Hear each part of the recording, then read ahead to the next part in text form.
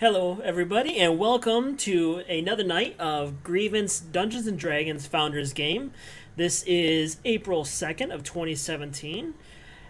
Alright, when last we played, Ronald, who's the mayor of Shroud Harbor, entered the inn and accused Katie of killing Brutus. Now, Brutus was the desperate man who wouldn't leave her alone. Unknown to the mayor, he was actually brutally assassinated by Yark and Deuce. Now, after which, Katie was hauled off to jail for actually putting out a hit onto the man, Brutus. And despite attempts to convince Ronald that she was innocent... User joined your channel. Norton thinks Sirenscape's got a Trojan installed. What? And everybody, that was Schmo. Sorry? Alright, so getting back to it. Sound stuff, Norton thinks that it's got a Trojan installed for some reason. Oh. Crud. Oh, you guys probably couldn't hear half that, could you? Mm-mm. We'll do it again for everybody out there. When last we played, Ronald, the mayor of Shroud Harbor, entered the inn and accused Katie of killing Brutus, the desperate man who wouldn't leave her alone over at the whorehouse. Unknown to the mayor, he was actually killed by Yark and Deuce. I use killed loosely. He was more like assassinated, like 2 shots. Katie was hauled off to the jail for putting a hit out onto the man, despite attempts to convince Ronald that she was innocent of the entire thing. During all this activity, our party finally was introduced to Master L, where he became their patron. That evening, Brutus came back as a revenant and attacked Deuce in the middle of the night. The party went back to try and sleep out the rest of the night. However, sleep was a little hard to come by with the knowledge that Brutus could come back at any time. As we start out the game tonight, it is the morning of the Spring Festival. So join us as we find out what surprises are coming. And I am going to turn it over to Liette, our DM for this evening. It is worth mentioning that I've been cackling maliciously as I set this game up. So brace yourselves, gamers. Thank you very much, Wendell, for streaming. I appreciate it for both posterity and witnesses to what may happen to y'all. Witnesses to kill us. Wendell gave us a good recap. Does anybody have any other details they might like to share regarding what happened last week? Yark is curious to know if his longbow was ever finished. I don't know. Perhaps you should go check. I shall do so at the party's earliest convenience. Okay. Steeler Kukus, any other details you might like to share with your wayward kobold? I don't know, I gotta check on L.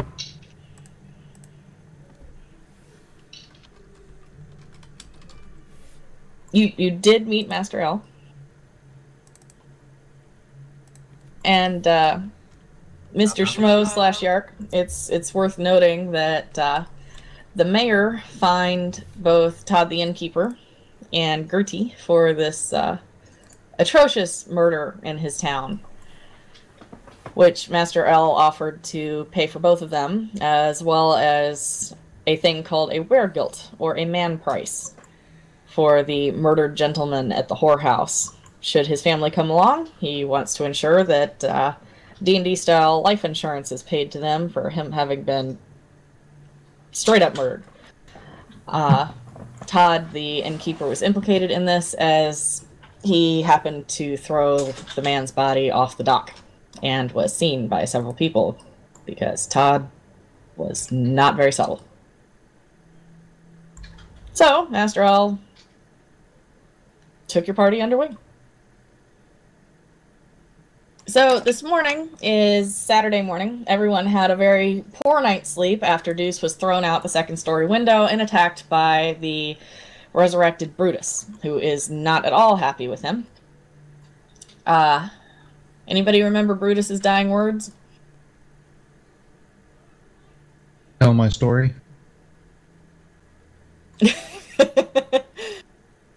Nobody? Okay, well. That is unfortunate for you. Let's check out what's happening at the end. You all wake up in your inn rooms. Please let me know if anyone does not have a map within the next few seconds.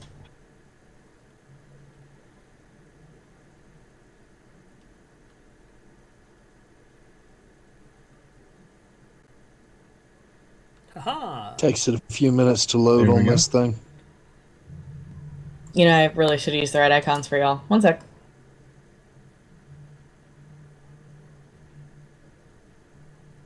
There's wrong icons? Yeah, I'd like you to be able to control yourselves. Ah. Well, what if we can't control ourselves?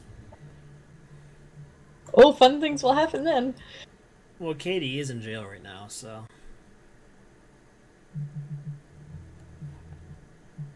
Yep, she sure is.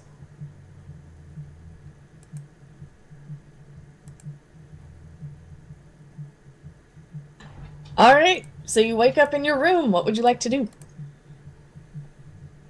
Also, does anyone not have the map?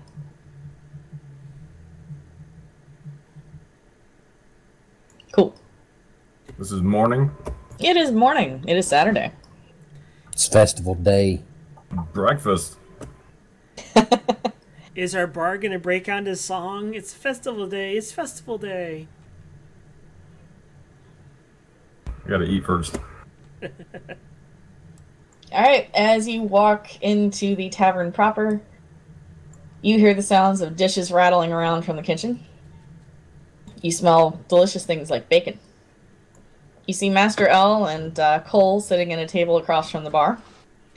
And behind them, on the barrel tables, is a sleeping Kyle the Fisherman with his lute on the floor beside him.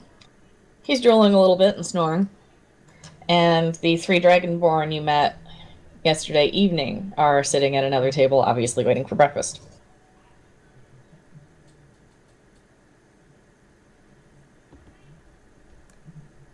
So, do the people know that Yark fired an arrow in the brothel and that guy jumped in the way? Do they know about that? Do they know that it was Yark that did that? The party members that were there did. Your party members that were not there know that you had to do with it. However, they played a poker face when they were approached by the mayor. Especially Steele, who had no idea what was happening, and made that extremely clear. I think I almost had convinced. I swear his heart exploded. It's sort of like aliens and the alien popping out. His heart just kind of like threw out his chest. Unfortunately, there was a wound both in his chest and buttock that allayed that theory, because the mayor is pretty sure, though he is not the smartest person, that hearts do not explode out of one's buttocks. So, good try. Explosive diarrhea. Good try. So, while it wasn't pinned on anyone specific, Yark, it was known that the party was involved. Katie did nod in the direction of Deuce, Bob, and your sleeping form beyond the door to the main tavern. But that's about it. And Okay. Katie's in jail.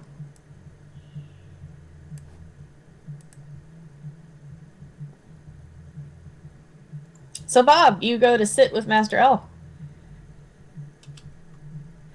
Good day, kind sirs. How are you doing today? Good morning, he says. Cole also nods in your direction and picks up a honey bun, takes a very large bite, and shoves the plate in your direction. Thank you, thank you. I've heard a lot about you, Master L. Really? Yes, everybody keeps talking about Master L, Master L, Master L. So I felt I had to come over and talk to you. Good things, I hope. Yes, actually, surprisingly, they were. Well, that's nice to know. They tell me that you're quite knowledgeable. Well, that's very nice of them. Would you perchance be knowledgeable about some of the more religious aspects of the arcane? At this, he raises his eyebrows and leans over with his elbows on the table and kind of twiddles his fingers together. He says, maybe. I recently picked up a couple scrolls. I was wondering if you might have any history of them? His eyes light up and he says, I would love to look them over. All right, I pull out the couple of the scrolls there that I picked up down in the tunnels. Okay.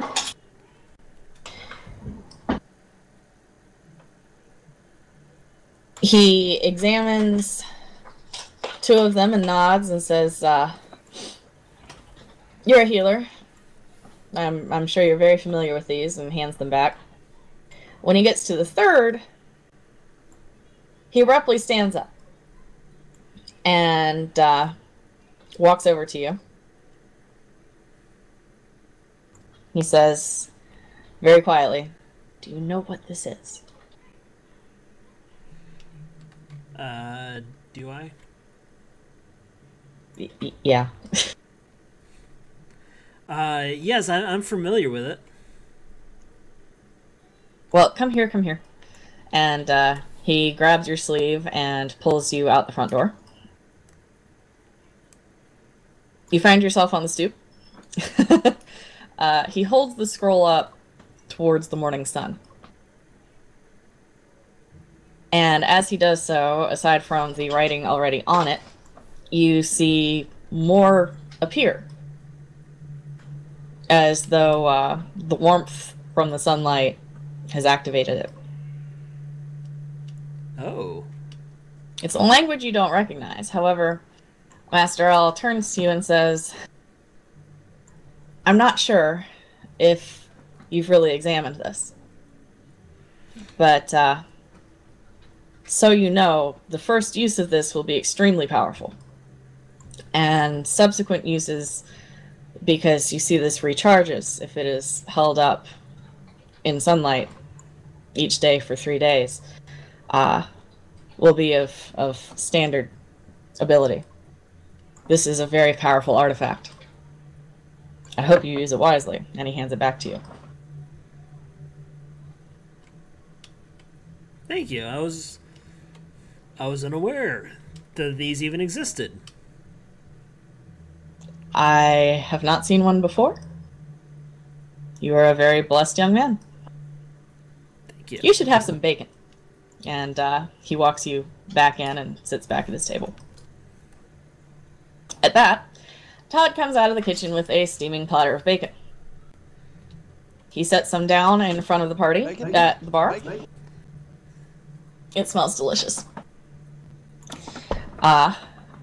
He walks over to each table subsequently and hands out extremely delicious bacon. The Dragonborn all finish theirs within seconds. He flops a piece on sleeping Kyle's face and returns to the kitchen.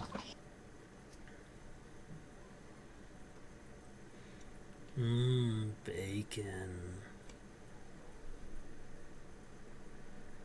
"And you were teasing me about me ham," he yells from the kitchen. Well, there's ham, and then there's bacon. "You shouldn't mock my pig. It's delicious."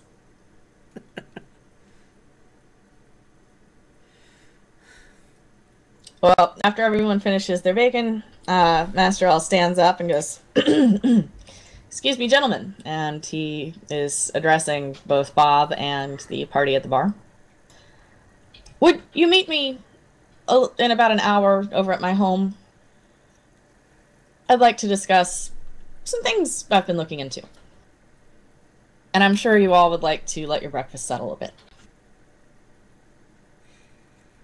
I think we can do that. That would be the L-shaped house, correct? Yes. Ironic when I had that built. I wasn't I going to just point liked it the out, blueprint. but... What's that? I just liked the blueprint. And he pats Cole on the shoulder. Says, "You should eat more honey buns, son." And gets up and walks out. As he's walking out, you see your very good friend, who now has a face. Gertie walking in. She appears a little bit forlorn today. She spots Cole and runs up and kisses his cheeks. Gives him a hug. Tells him to eat more honey buns. And sits down at the table beside Bob.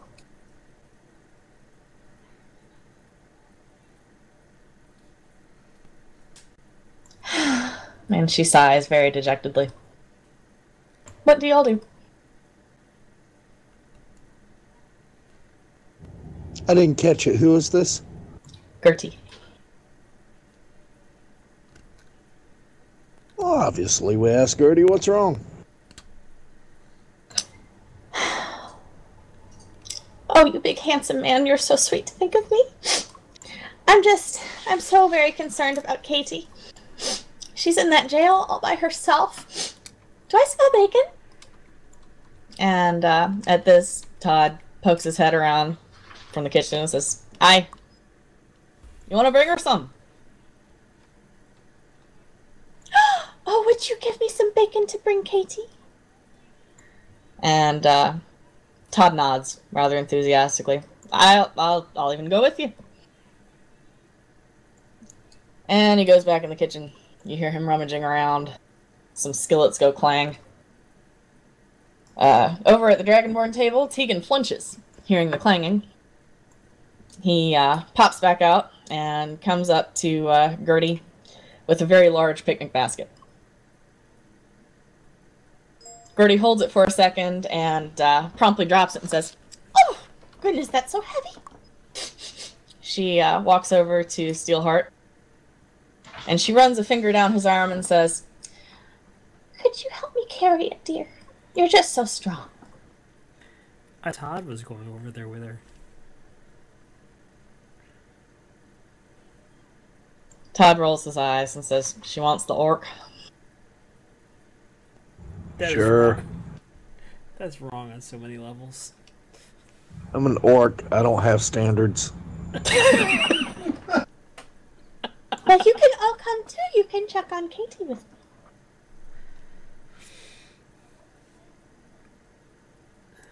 See? Now we can all check on Katie. Let's go check on Katie. Todd grumbles and says, "I'm coming along." Alright, so let's pull up good old Shroud Harbor. I pop over to the Dragonborn table and tell Tegan good morning. She smiles in between chewing bacon and waves. She's really enjoying the bacon. I'll catch up to you later, Tegan. It appears that my party is heading over to the jail.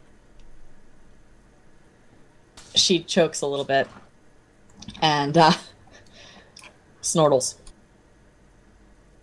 Which, if you didn't know, is a cross between a chuckle and a snortle. Nice. Well, that's a little better than a snort. Could have been worse, yeah. Steel, Gertie stands beside you and holds your hand. She thinks you're just great. Are we sure that's my hand? Yep. Dirty, dirty people. She looks up at you and she says, I always recognize the bits. All right, time to find the jail. It happens to be right across the town square. Oh, did everybody get the map up? Yep. Yark's gonna run over to the bow vendor. Kukus is also. Remind me what Kukus ordered? Or did he?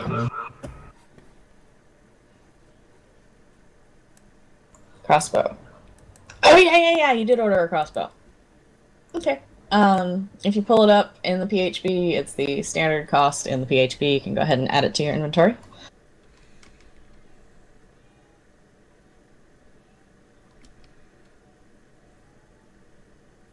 Yark, you receive a very nice, very unadorned longbow. Kuki's same with you. Except a crossbow. Y'all find those okay? White crossbow? Yep. Alright. I'm guessing you swing back to the party once you're all done. The jail happens to be situated behind the gallows, and Gertie leads you this way.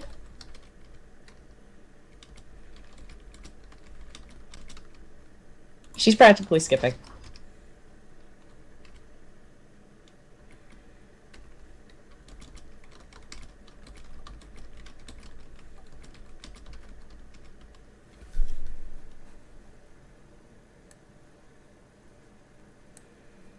As you approach, there is a guard, one of those that you met last night, sitting outside the door.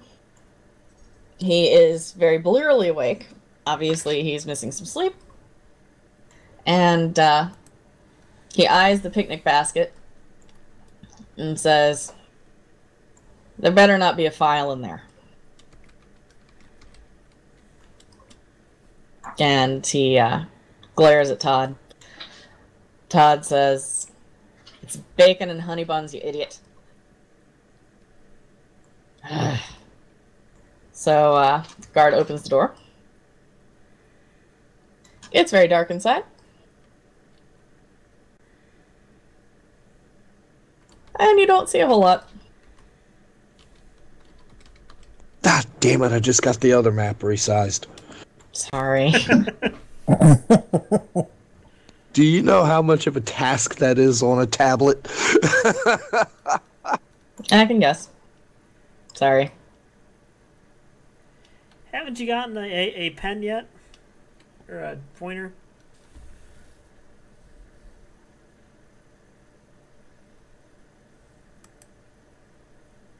Everybody have their new map, which is a square.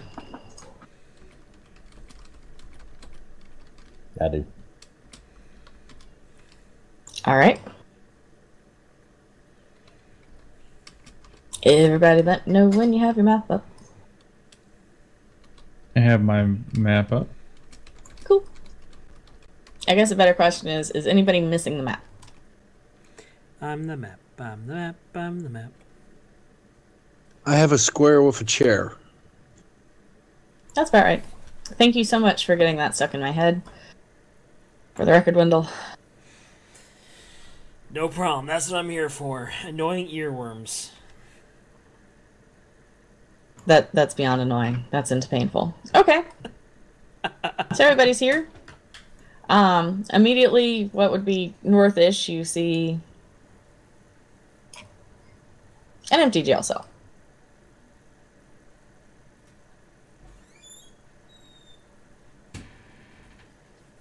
Gertie frolics along ahead of you, very excited, and motions to Steelheart to keep going. As she gets ahead of you, you hear a blood-curdling scream. What do you do? Listen to Kukos run this call. Nope. How dare you? A blood-curdling scream, you say? Mm-hmm. Is it from joy from Katie seeing Todd out of the inn? Yeah, let's just get rid of the whole time map. Alright, Steel, as you walk ahead, you see the second jail cell, on which there's a lot of blood and bloody footprints leading from it. And a mangled mess. And a collapsed Gertie, who is laying on the ground gasping. And is Gertie the whore from the brothel? Gertie is the little halfling lady who gives out free soup and healing potions. That's right. Yep. Yark, get me in the cell. Yark. No, do not break into the cell. Okay, can somebody give me the key to the cell? I need to check on her. Too late, sir. Yark goes to work. Todd is running up and screaming. The wording sounds a lot like, "Oh God, Katie!" And he's not a happy man. The grid is really off here. Sorry. Yeah, that's like a side piece laying on the floor, isn't it? Mm-hmm. All right. Wow, Yark. Okay, the cell opens beautifully. I check on Katie. Medicine check, please. In the tower. Oh, of course you'd ask for it in the tower. Mm-hmm. Yark will draw his newly polished longbow and ready an arrow. You are so ready. All right, Bob, upon examining Katie, you realize she is extremely dead, with the front of her face crushed against the floor. There are little bits of gore surrounding her. Todd is shaking her shoulder and freaking out. It's very loud. Gertie, by Steelheart, is gasping and beginning to kind of twitch. I run out and check on Katie. Or, not Katie, Gertie. I want to do a medicine check. Oh.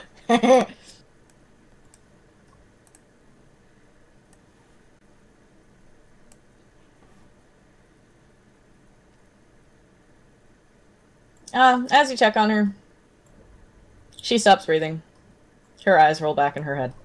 And she is dead. She's dead too? Gertie has had a heart attack. Yark is going to wonder if these people ate the bacon. Gertie did not have any bacon. And you were bringing the bacon to Katie. Todd is now sobbing uncontrollably. I cast Spare the Dying on Gertie.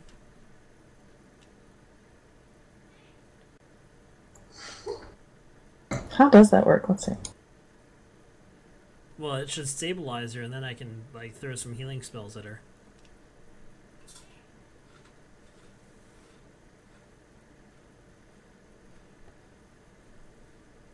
Ah, that's interesting. Sadly, she's still dead.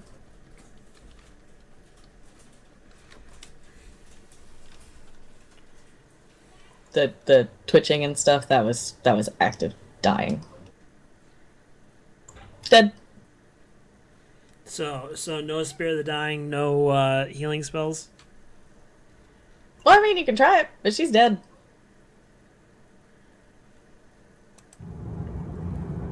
I'll do CPR. How many? Ancient Orc custom. Nice. How many uses does my Scroll of Resurrection use? Or, I know it's reusable, but how quickly can I reuse it? You want to think really hard about what you were told earlier? I remember what I was told earlier. My concern is the fact that I have to wait 3 days for it to recharge. You remember that part where you said the first time you use it, it will be extremely powerful? I can hit both at the same time? Take aim, son. Is it an area effect? Is it an area effect? Do I need to move Gertie into? Just go.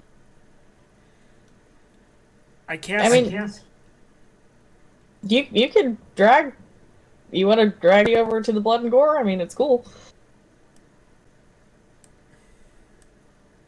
Yeah, you know you're right. Might be a little better safe than sorry there, Wendell. Yeah. Todd is sobbing, and he looks up at you and he says, and he's got a lot of snot coming out of his nose. I don't think you can fix her. She was so beautiful. Todd, step back. He's kind of shaking and not moving very well. Steelheart, drag him out of the area, please. Steel dude, drag. Oh, okay. All right, I use the scroll of resurrection on them.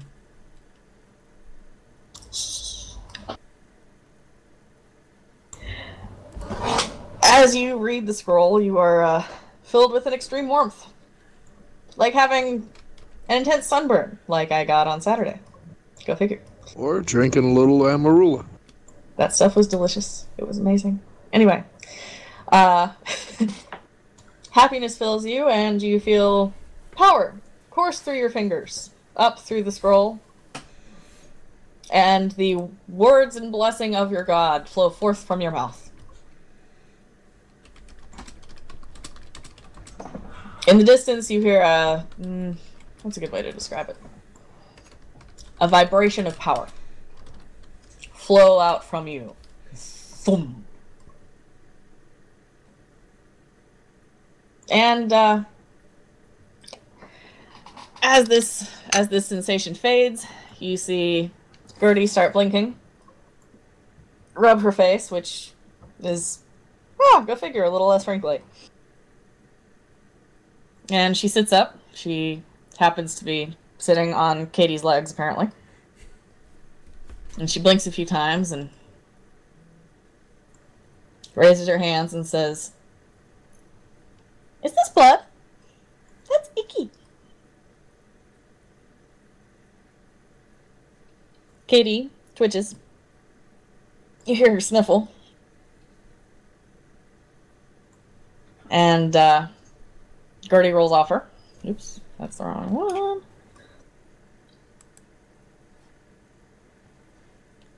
Gonna ask her who did this. Hey.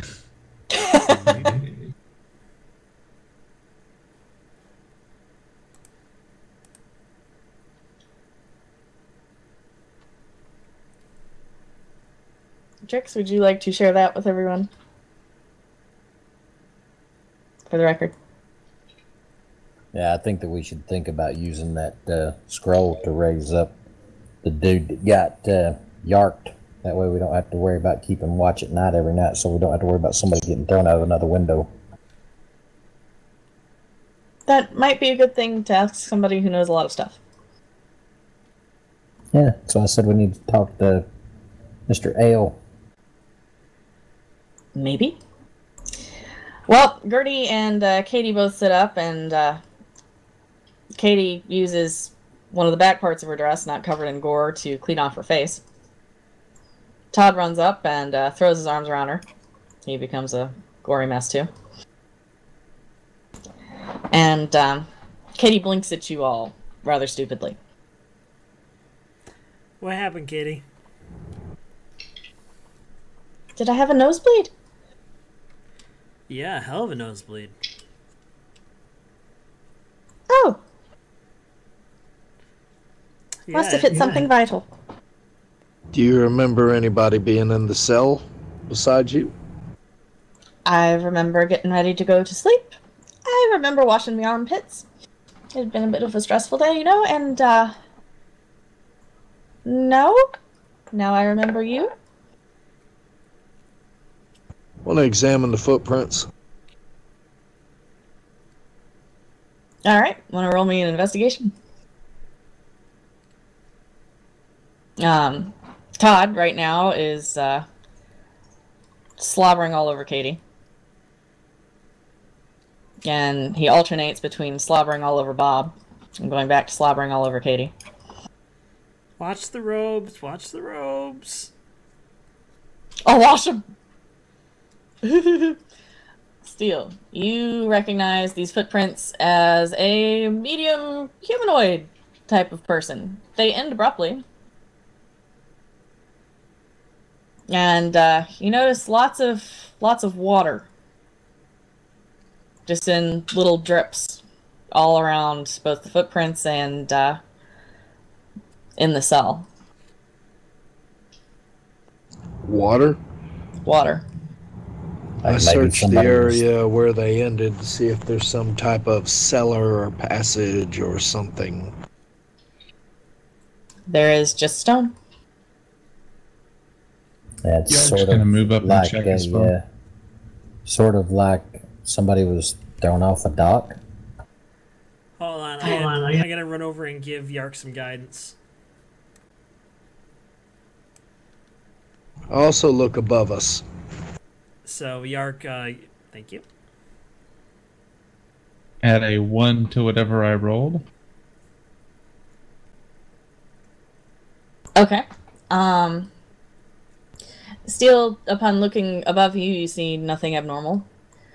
Yark, you notice the same thing as Steel, medium humanoid footprints, some water drips. You both surmise, looking at this together and yarking and speaking back and forth, that Katie was obviously assaulted from behind. You assume whatever happened to her literally slammed her head face first onto the ground. Giggity. Then obviously waited a few moments for the blood and gore to generally spread, and then stepped out of said mess, leaving those footprints. They disappear abruptly. Kugus, you notice the same. Is anybody else thinking Brutus? Yep. Yep. Nope. Apparently, he does not just have a blood feud against one. Would he leave footprints? You should. Would y'all like to think about your first encounter with him a bit? I think the mayor did it. Okay. You have met the mayor. You know he is of a certain size, and investigating all of the above, regardless of your icons being kind of smallish, Yark, you realize that the very rotund mayor could not fit through the bars of that cell. However, either a very slim man could, or a strange creature that can pass through things. It's the Revenant. Do I recall from last night as to whether or not the Brutus left footprints? Or had shoes? He, when you encountered him, he was fully clothed, including shoes.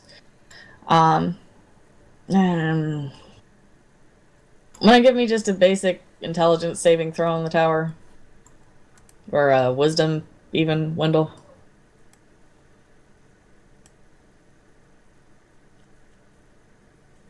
You recall that when he died, he didn't leave a body. He faded into incorporeal mist.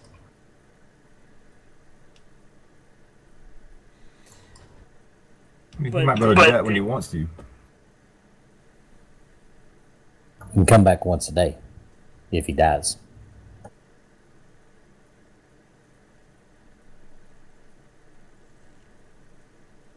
The guard from outside the jail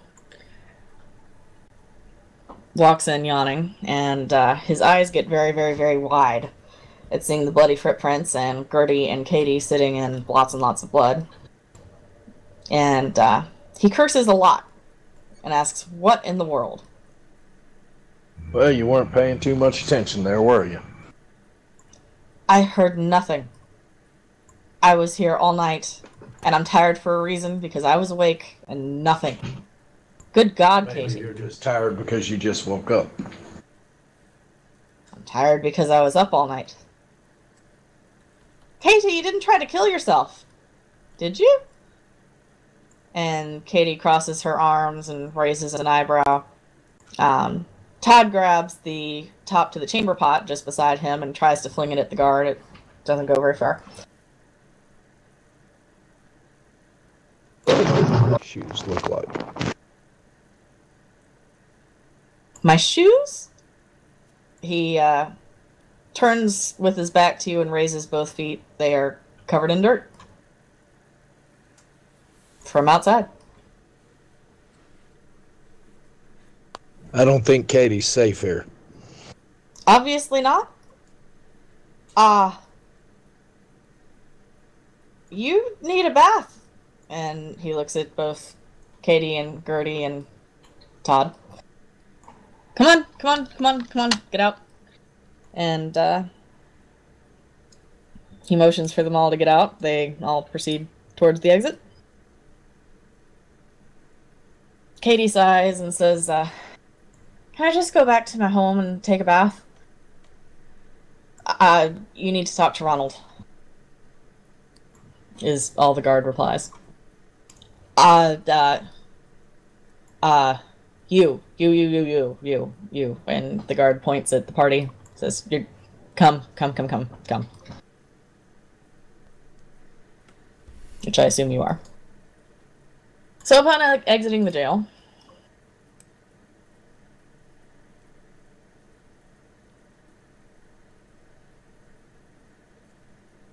now let's get you back out here.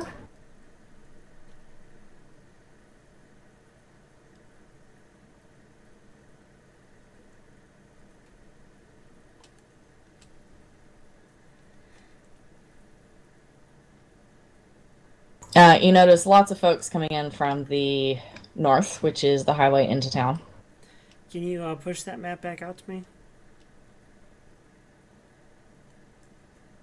Yes, sir. Should be coming to you. Yep, thank you.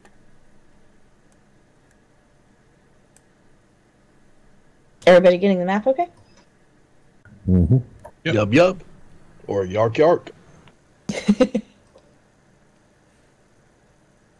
Alright, anybody not have the map?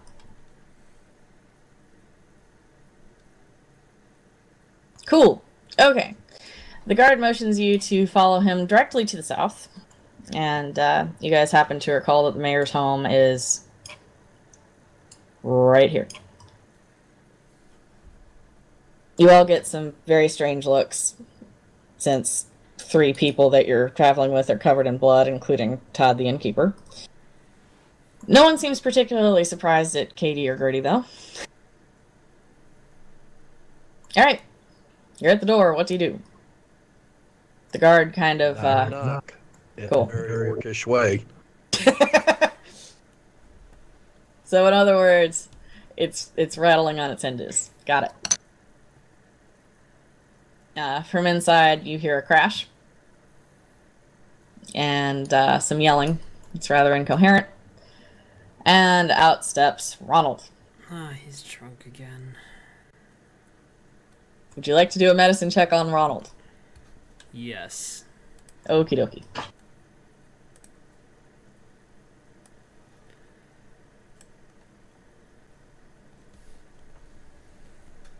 You are absolutely shocked to find he is not drunk. He glares at you, giving him a big examination, and kind of shoos you off. He says, "What? Good God!" when he sees Gertie, Katie, and Todd. And Gertie's looking sadly at her dress, and Katie's trying to do something with her hair. Todd just looks up at the sky in a resigned manner, but he's still holding Katie's hand. Ronald looks at the party and says, "Oh, not again. Are you kidding me? Not again."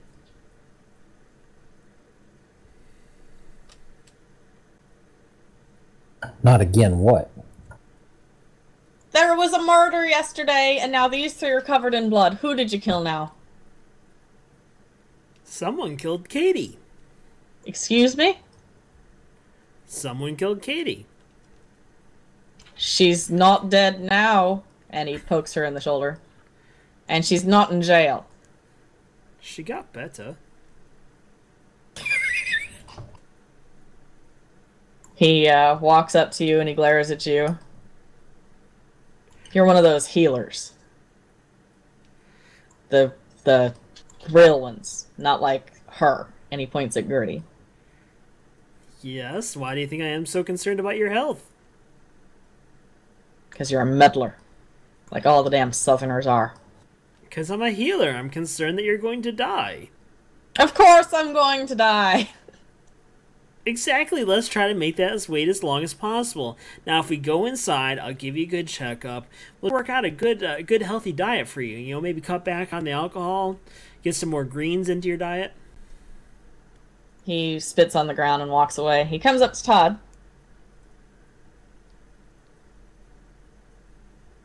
And pokes him in the shoulder, then looks at his finger and says, ugh.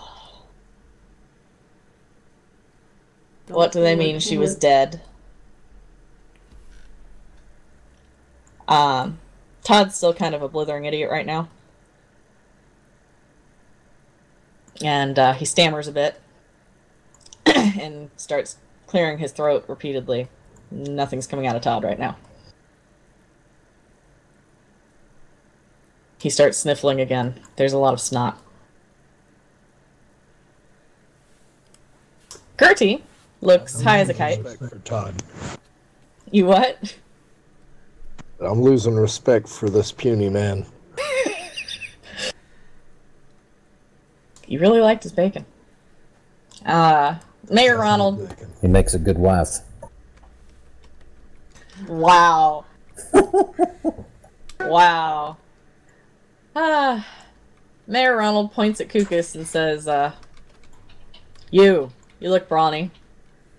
Why are they covered in blood? Did they join some cult? No, apparently something attacked her in the cell. In the cell. Joe! And the guard from the jail, excuse me, pokes his head around and says, I was awake. No one got in. There aren't windows. I didn't do it.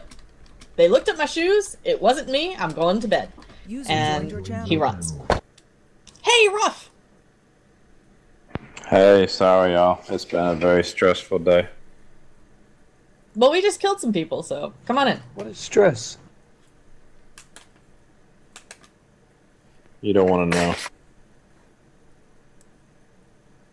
Oh, not now. I really want to know, but later. Long as everybody's okay. Oh yeah, everybody's fine. That's the important stuff. I'm very glad you're fine. Let me give you the new password.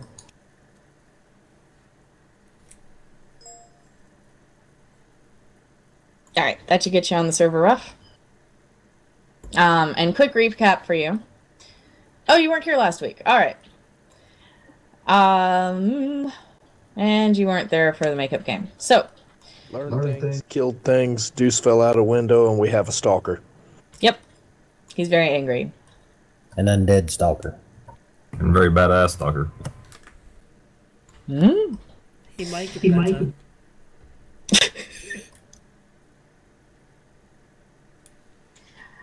Alright, the mayor hears Steele say he used a scroll, and Ronald looks over at Bob and points at him and raises his eyebrows at you, Steele, as if to ask, that one? I pretend I don't hear him. Hang on, guys. I gotta move rooms.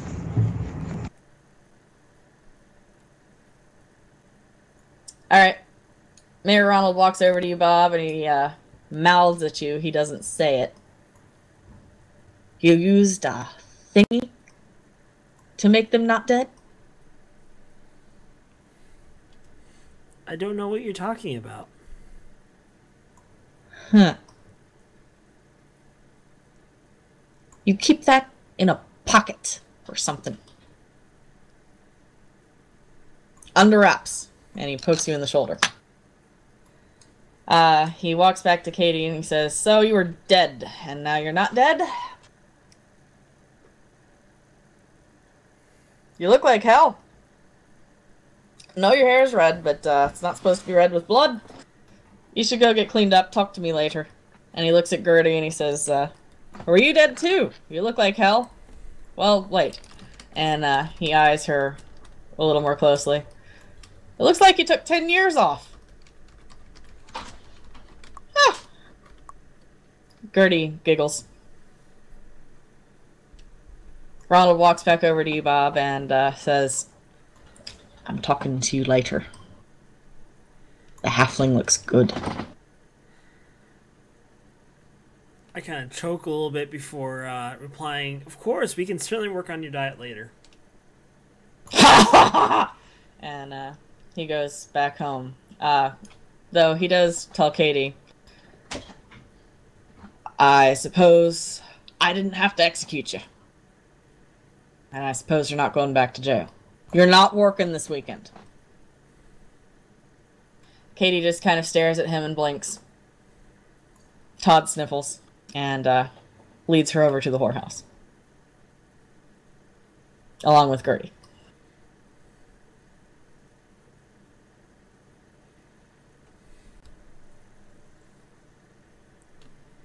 What would y'all like to do? We need Ruff in our group. We do need Ruff in our group. Shake my head and wonder why the heck is Todd letting her work at a whorehouse? So confused by that relationship. Zero commitment, brother. I suppose. But they seem to be intent on being, at least he seems to be intent on being committed. Maybe you can ask them later when they're more coherent. Not sure I really care that much. Okay. It's festival day, ain't it? It is, and Activities. someone asked you to go see them. Yeah, but we're supposed to be catching up with Master L soon. Has it been an hour? At least. Alright, there is an L-shaped house, conveniently enough, over here that we need to go to. And there's one to the north, too. Which one's his? To the west.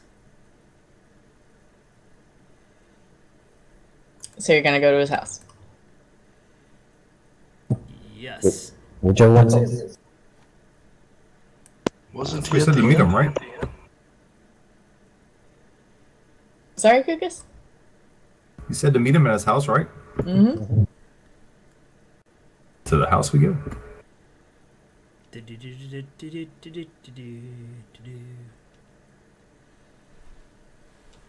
And another map.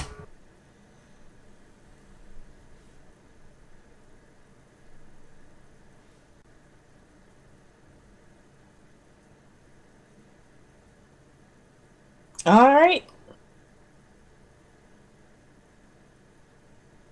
Wow, that's laggy. Yeesh. So y'all approach, there's a stoop. We've been in his house before. We should be able to see it. You haven't been in it today. Ah.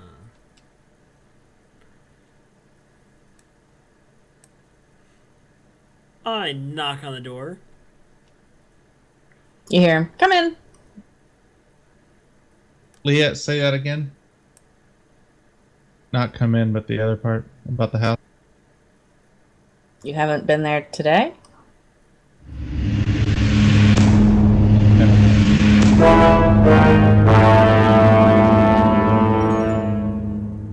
Here we go. A little ominous. Nice.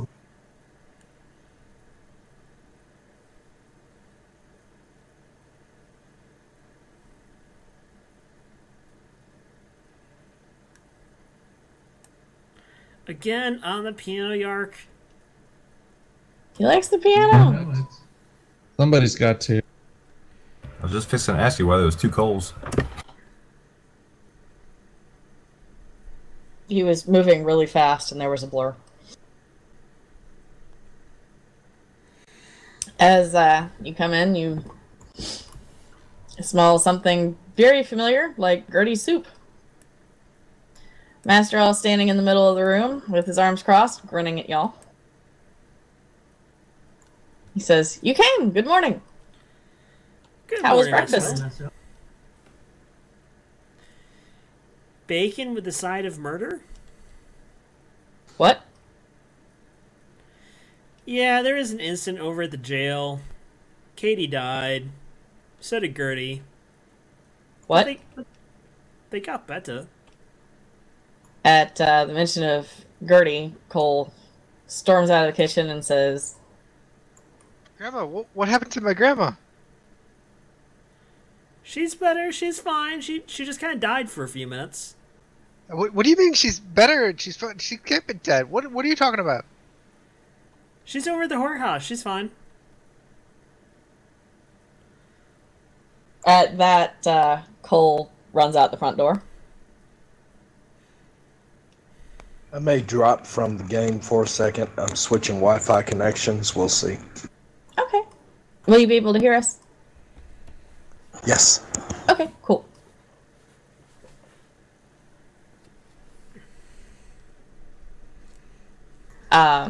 Elle looks you in the eye, Bob, and says, so she's really not dead.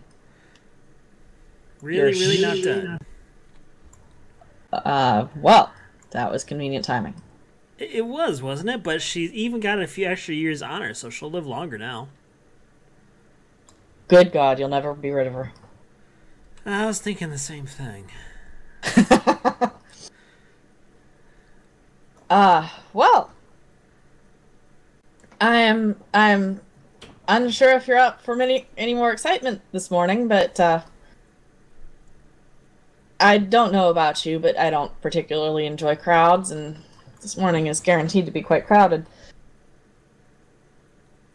I was wondering if you might help me with my research.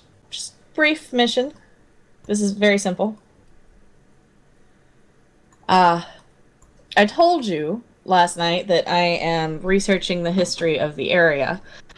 There's one particular family I'm trying to find more information on. It's just old, and the first place I can think is just epitaphs. Would you be willing to look at the cemetery and take a few? Well, when you take the paper and you hold it against the gravestone and you rub some chalk over it, it makes a rubbing, so you can read it. Would you be willing to take a few of those for me this morning? Sounds like a child's game. Well, you see, it's a little out of town and through some woods, and I believe you know there are interesting things in the woods. And you all are very capable of taking care of anything in the woods, whereas I am a scholar. So who wants to ask him about our problem? You have a problem? Yes, we have a revenant that seems to have decided to follow us around. You have a who? A revenant. You're a revenant. At this, he runs into what you know as his study. You hear him shuffle around for a bit. The door's open, by the way.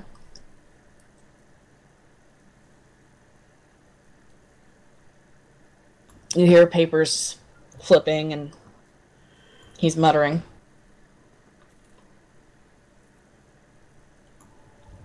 It takes a minute, but he comes back out. And he slaps an old book on the table. And he has it open to a page with a picture of a very angry-looking, glowing-eyed thing. And he says, "Did it look like that?" With the angry, glowing eyes, and... I'm going to guess the answer is yes. So you tell him yes. He says, well,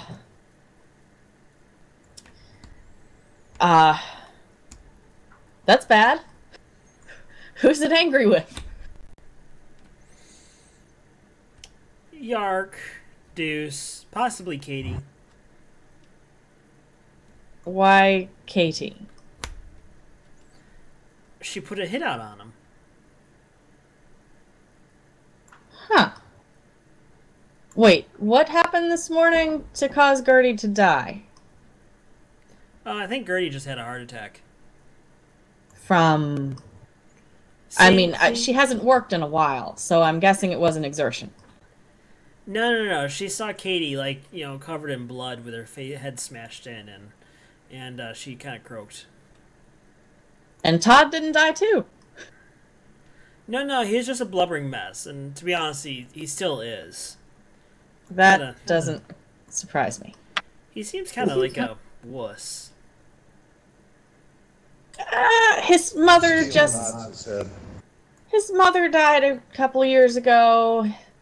His brother was arrested by a very large dragonborn lady. He hasn't had the best couple of years. Understandable. And he does care for Katie, from what I understand.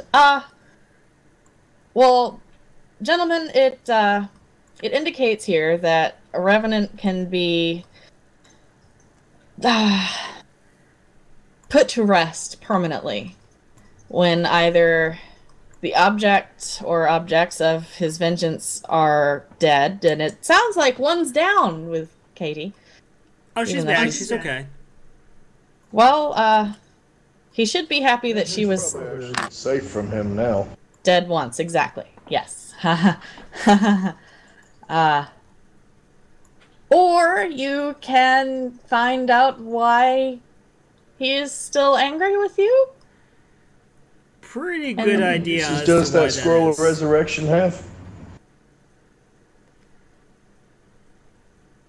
What's that? How many uses does that scroll of resurrection have? It appears to be unlimited usage. We just have to wait for it to re-up. Recharge. Yes. That's... So technically, we could just let him kill you, Yark, and Deuce, and just resurrect you. Hey, he shouldn't be following. And I'll do time. You really are. He points at Yark and says, "You would be happy dying to a very angry undead critter and being resurrected maybe the same way you used to be." No, Yark's not down for that at all. He actually draws his bow and kind of points it in that guy's direction at the thought of that. Yark, put that away. Gentlemen, I would more suggest you find out why your spirit is remaining angry. Did you try to talk to him? He was killed. Before or after death? Well, revenants are not stupid. According to this. I haven't met one before. Probably because I haven't murdered someone. And he glances at Yark. I'm pretty sure he's not mad at me.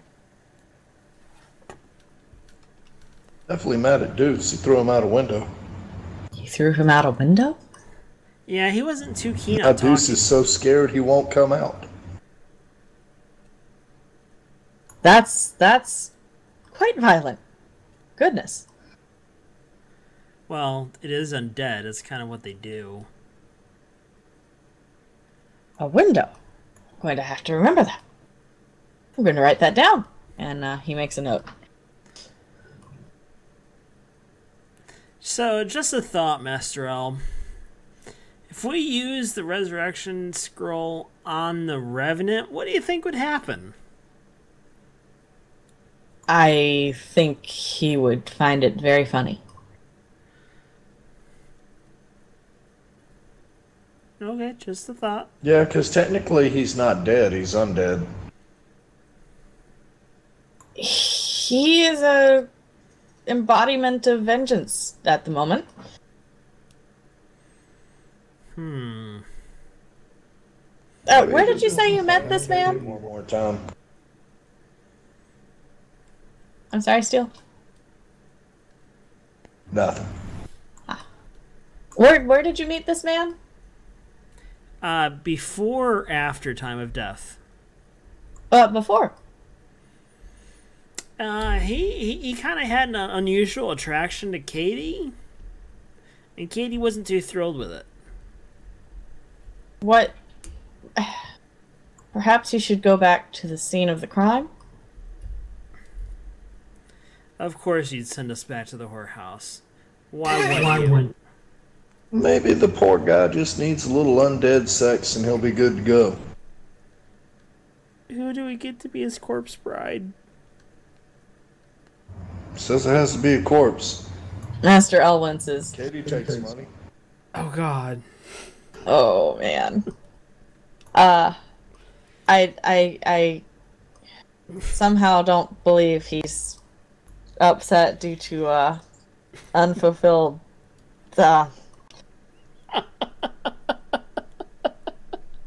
Sexual favors. You know, I truly love my friend Gertie, but there are so many things I don't want to think about, and just let me know if you have other Revenant questions.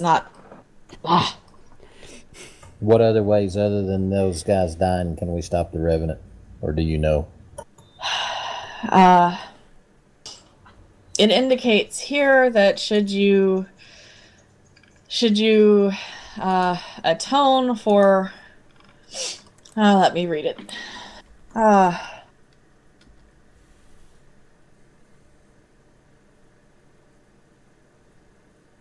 It wishes to exact revenge on those that killed it. However, it may have its anger assuaged by other means. You need to know more about this man. Perhaps you could fulfill... and I'm not saying bang Katie. But perhaps there was something it was trying to do before it died? I don't know. Perhaps you should ask. I guarantee you'll see him again, unfortunately, and he nods to Yark. Well, I guess we could invite him to tea. Well, the first thing we can do is go to the graveyard. And get my etchings, indeed. He hands you many, many, many pieces of paper and chalk.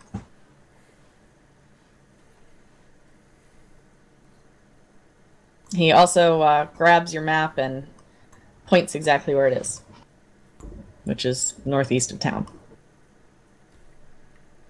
Right there. Right there, huh? Aye. I'm looking for a family. They have a very funny last name. It starts with a D. And I in all my other records, there are a few people that enjoy single letter names. There's this D.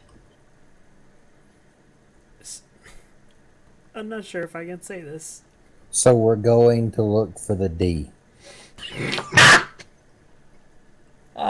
Master L cracks up and realizes it was a terrible joke and walks into the kitchen and washes his hands.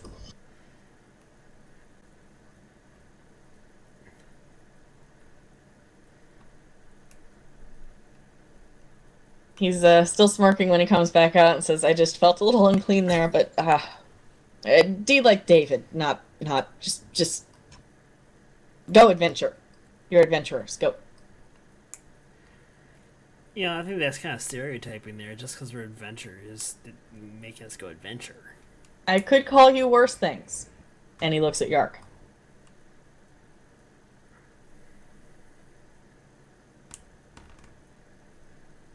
What do y'all do?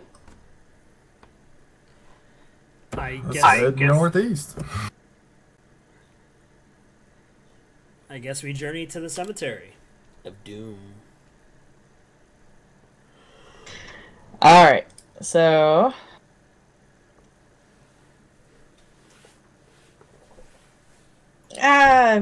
throw me a survival check.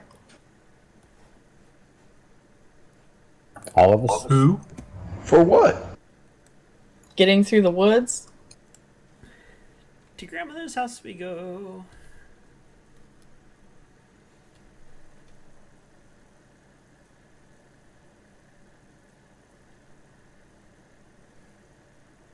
Dang. All right, Yark, you successfully lead the party through the woods and encounter absolutely nothing except grass. We shouldn't have had a problem getting through the woods because mine's forest is my natural explorer feat. You didn't roll me a survival check. Is there a map for this? Yep, I'm pulling it up. I did roll. I'm still trying to get there.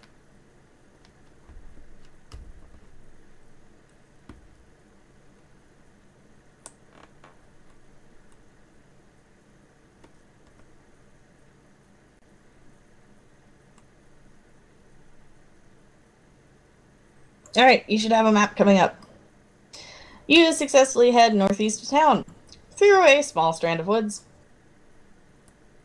In indeed tricks between you and Yark, you encounter no hobgoblins, or any insects of significant size. You reach the graveyard.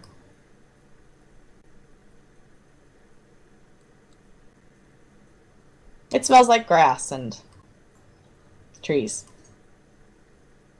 Is it daylight or is this sort of overshadowed by trees or something? It's daylight. It's about 11 o'clock.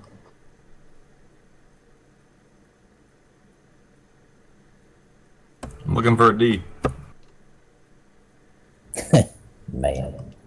I'm sorry. Sorry. I stop and pay respects to the dead. Okay.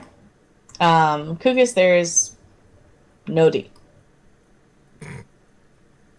I'm gonna spread out and start looking for the D also. I'm sorry, guys.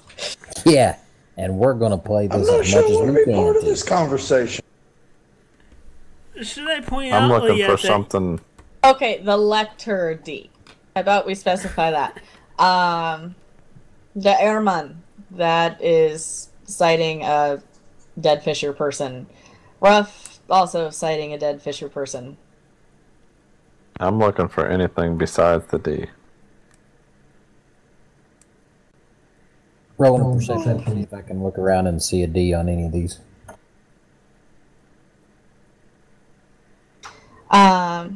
Not yet.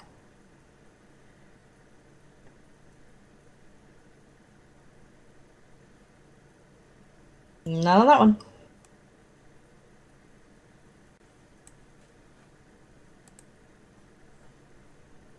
Nope. Nope.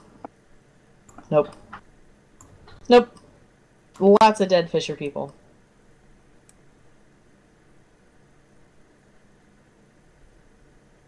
Nope. You do notice a path. Rough ahead of you, the path ends and there are more woods. Ooh.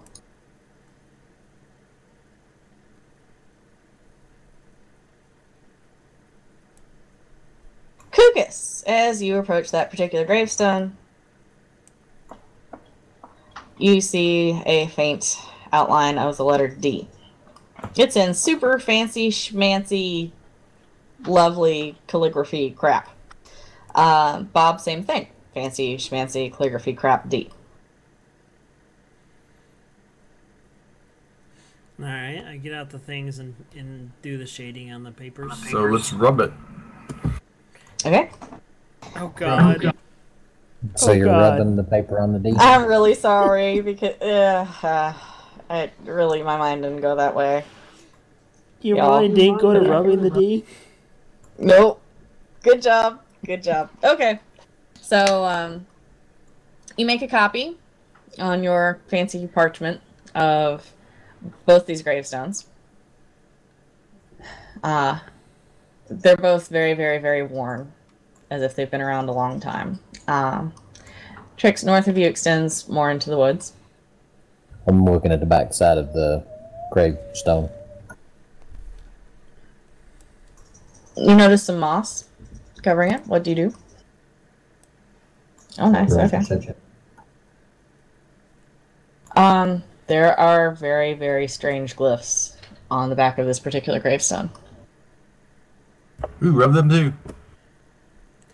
Do I get any religious twinges around here?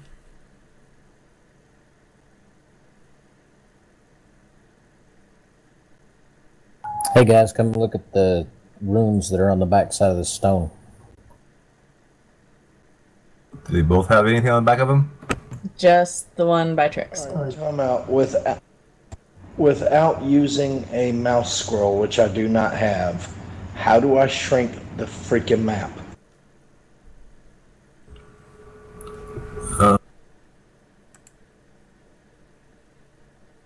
Do you have the little funny icon in the lower right-hand corner? Right click on it.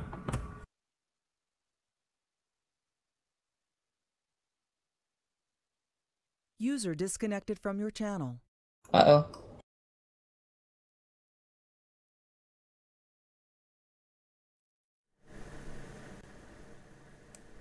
You should be able to hit resize and hit small size. Yark had to roll out. Apparently his kids are having a hard moment.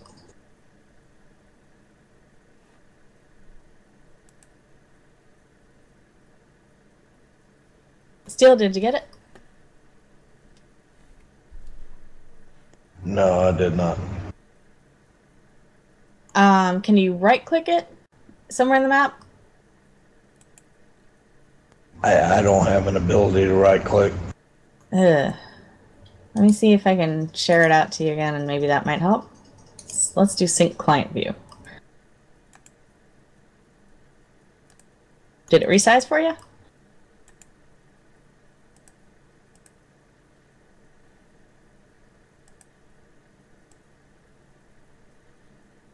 Here, I X'd out of it. Try it again.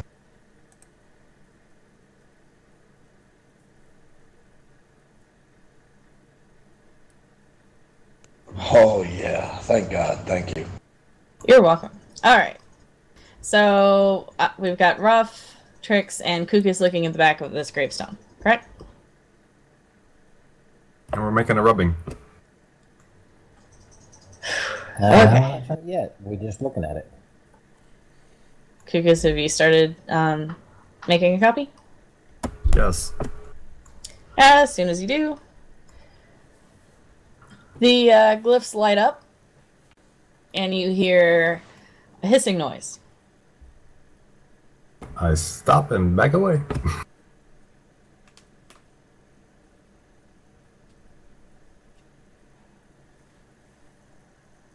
And from the ground rise the angry undead. Please roll initiative.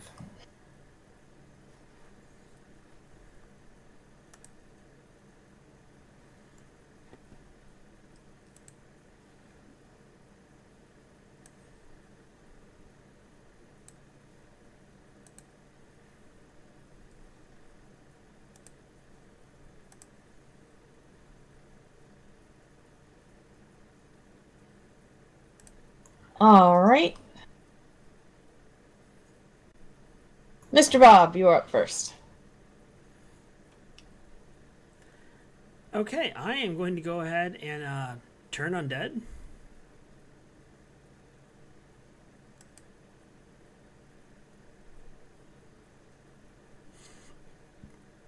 All right, let's see.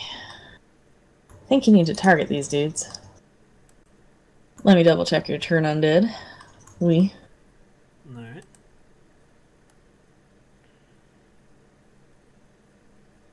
For each one of these squares, 5 feet. We at? Yep. You can affect undead within 30 feet of you. So you may want to move a little bit. You're going to target the guys that you want to affect, and then roll it. Make sense? Yeah. Wendell, I would suggest you wait till they converge on us, because they will, and then turn them when they're all together. Yeah, that's what I was thinking, is wait for them to converge and get closer together. Alright.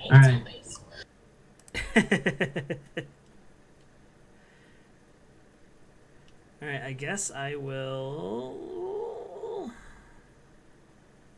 The only one within direct line of sight for you, well, there are two. South, zombie 5, and then zombie 13 to the southwest. But you're kind of not super good line of sight where you are, sorry. Which means they all also can't see y'all. Yay!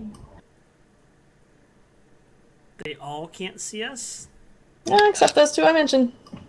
Oh, well, they're going to attack anyway, so.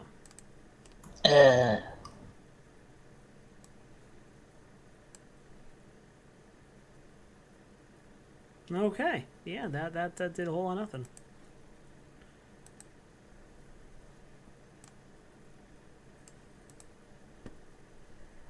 Alright, the first zombie, not seeing anything to do, shambles over here a little bit, and groans.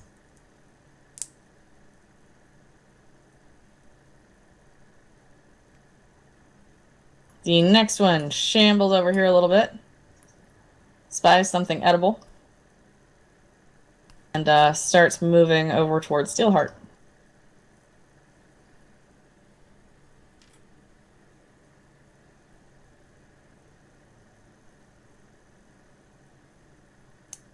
Next one is kind of staring off into the distance, drools a little bit.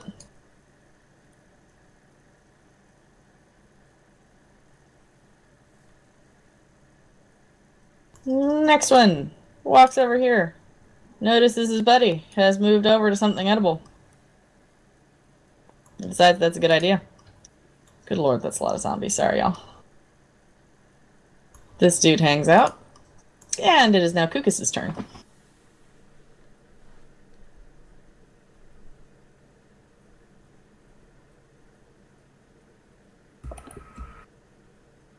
I'm shooting that guy. Alright.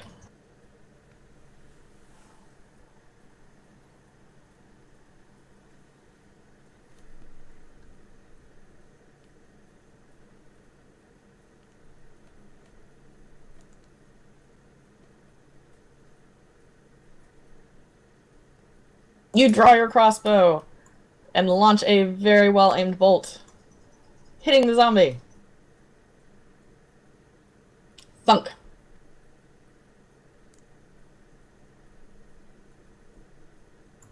Alright, Ruff, what would you like to do? I guess I'm gonna attack the same one.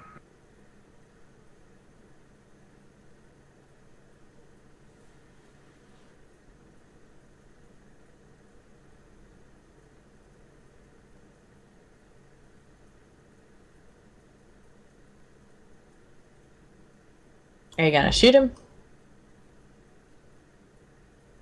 Yeah, as soon as I figure out how to again. Alright, you've got him targeted. So on your character sheet, go to the Actions tab on the right hand side. It's the very bottom one. And when you've got that up, you'll notice at the top weapons, there's a little button with a die in it, +5.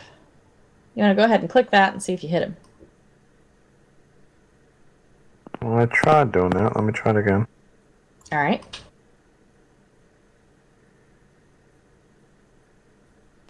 You can also just drag the dice on top of it. You can. Alright. You draw back and you do indeed hit him. Now you want to roll your damage, which is the button immediately to the right of the little die button, +5. Awesome.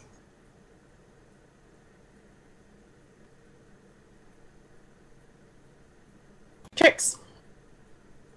Alright, I'm going to use Horde Breaker is one of my skills, so if I hit somebody, I can attack two of them as long as they're within 5 feet of each other. So I'm going to move a step so I get better line of sight.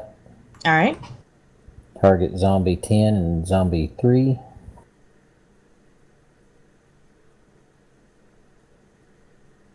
Remember, do I roll once for that, or do I roll once for each one? You want to target each one individually and roll your to hit and see if you hit them. Okay. If it's easier for you to target one at a time, roll your to hit and then roll your damage.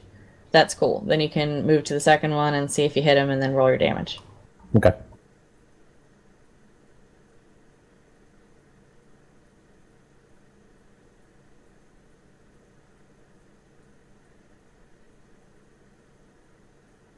Alright, you hit the first one. And he is totally dead. Again, more dead. He's more dead than what he was before. Yep. Alright, and you hit the second one.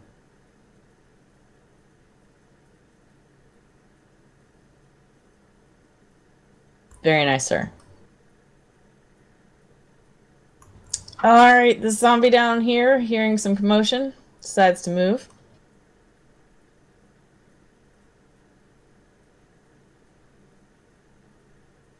And Steelheart.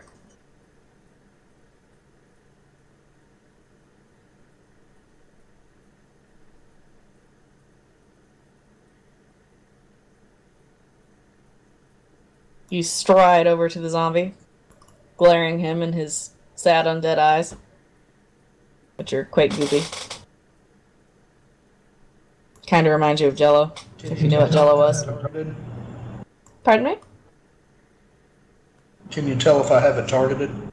You don't, but you can just drag your hit die over it, and it'll work the same way.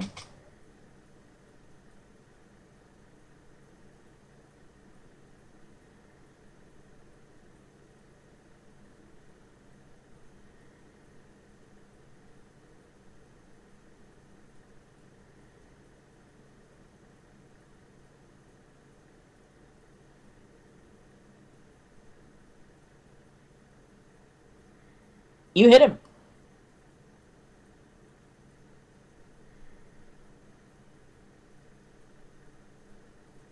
And he is very dead. Again.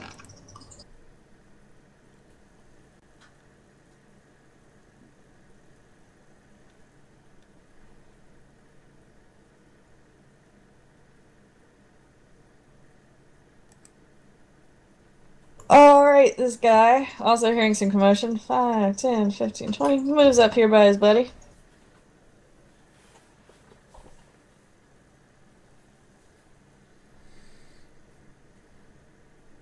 This guy, same deal. He sees Steelheart and notices that he looks purple.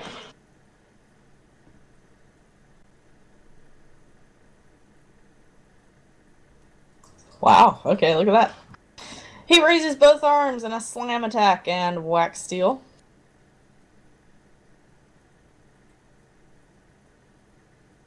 Boom!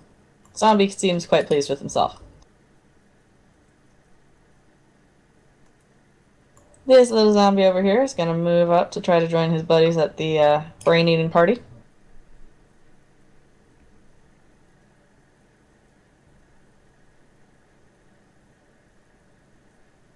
Same with this dude. And now it is Bob's turn. Yay! Go, Bob.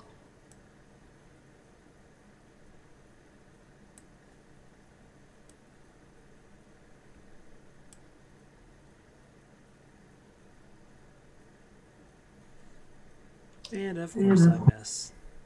Yep, you exuberantly draw your crossbow and sadly it misses.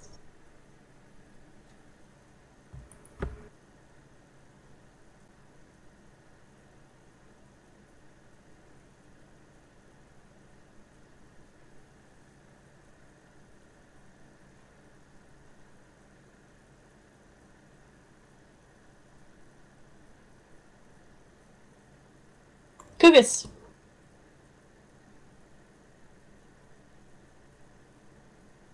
You're making good use of that new crossbow. Look at you. Alright, rough. Glad you bought that thing.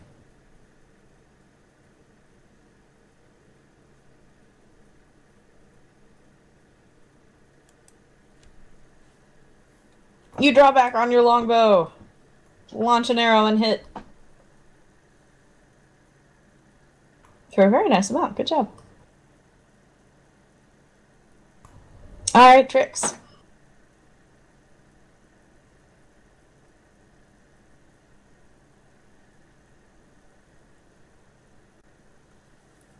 Or excuse me, Diarmon.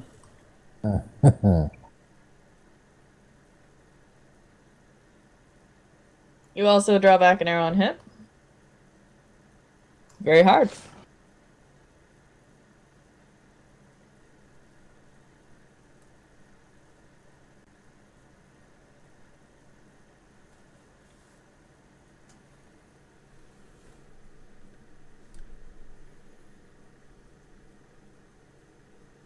Alright, this zombie is also going to try to attack Steelheart because you look delicious. In the zombie eating sort of way. Sadly, he misses. Steel, what would you like to do?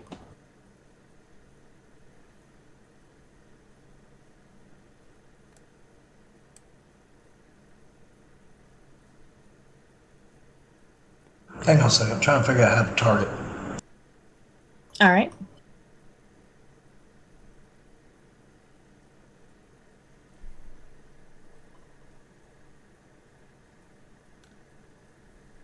I know you got a bunch of crap on your screen still, but you should be able to pull up a makeshift keyboard on your tablet. Would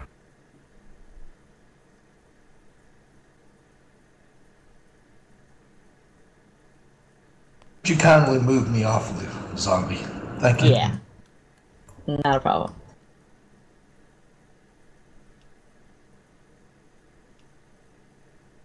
You did great last go round when you dragged it.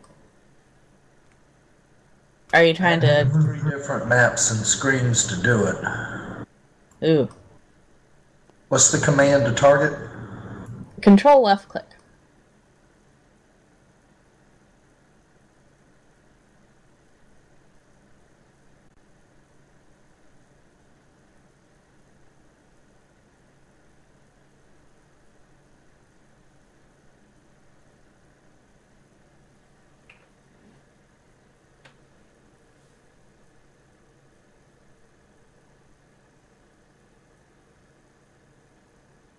Very nice. You swing and you hit. And he is super dead. Again. You know, it's hard to call the undead more dead because they're already undead. It's kind of complicated right there, you know? Very deep. Alright, this zombie is going to move up. And try to whack Steel. It totally doesn't.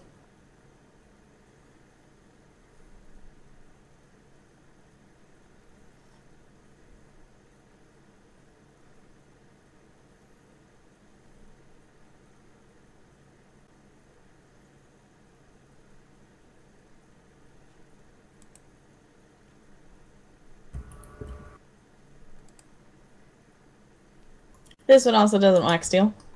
Alright, Bob. Bob. Bold move. Turn on dead for all of them bitches. Or do I have to select them all? Select them all. Please select them, then cast it.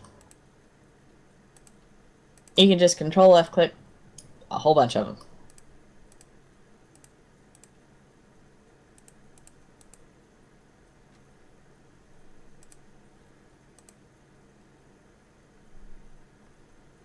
I think I have them all selected.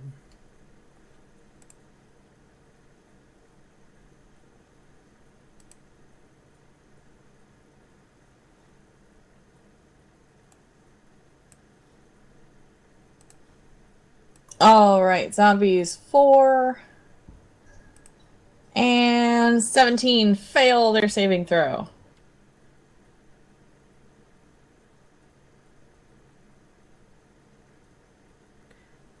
So that means those Two are gonna run away.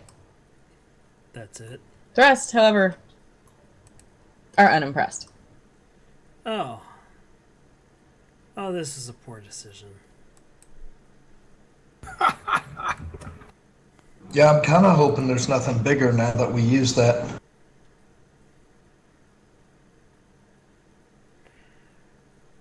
Well, I think that's all my actions I can do this round, isn't it? I think you're right. Didn't they say you typically die first?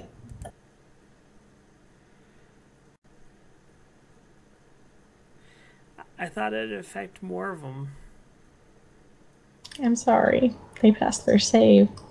Well, this guy thinks that since you came up to play, you look very tasty. I'm sure. Oh. And he whacks you. For a little bit. This dude over here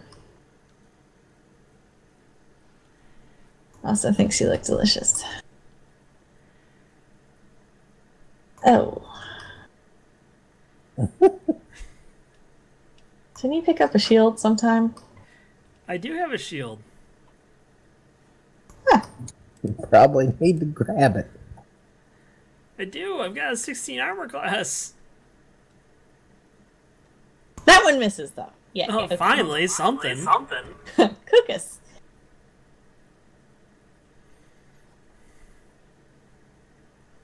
Wait, number 4 is running away. I was completely wrong.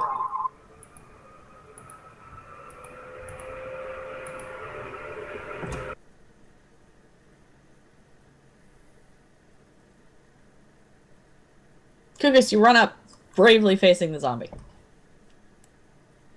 I'm trying to cast sleep. Alright, you want to target it, and let's look at your dude. Trying to cast what? Sleep. I Does sleep work on undead? don't think it does. I read it up on it. It says only if they're uncharmable. If they're not resistant to a charm, then they can sleep. Nothing I read on it says anything about them not being charmable.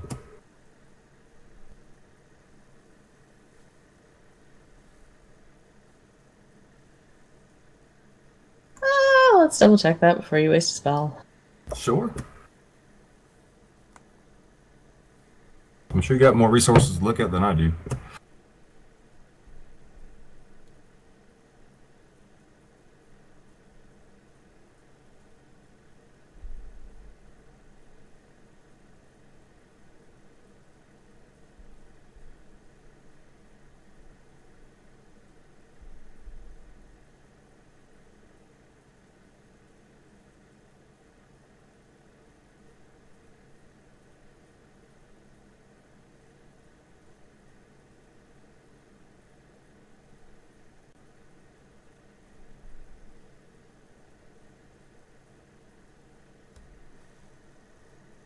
Oh, I roll a 5d8. That's what I need to do.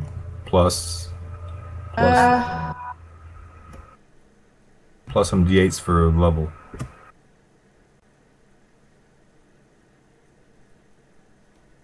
And then they gotta save.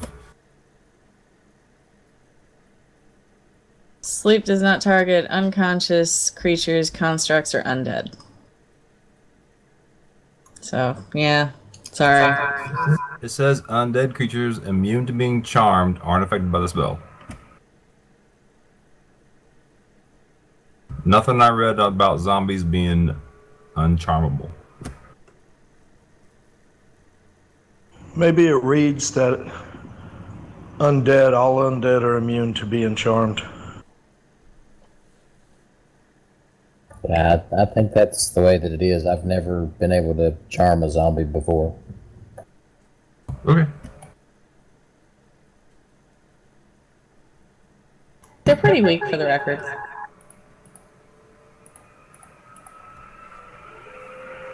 The zombie doesn't require air, food, drink, or sleep, so... Is somebody at an airport? Can I attack and cast a spell, or...? You can do one action, an attack is an action, and one bonus action. I don't have any bonus actions, so I moved, so I got one attack. Okay.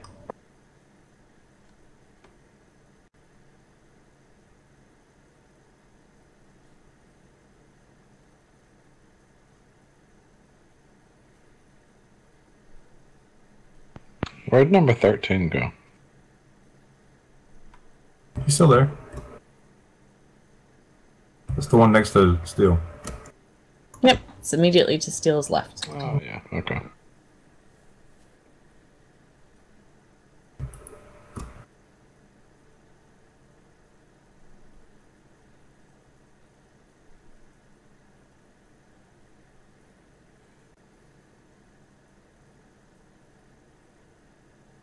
That was a good hit. Alright, rough.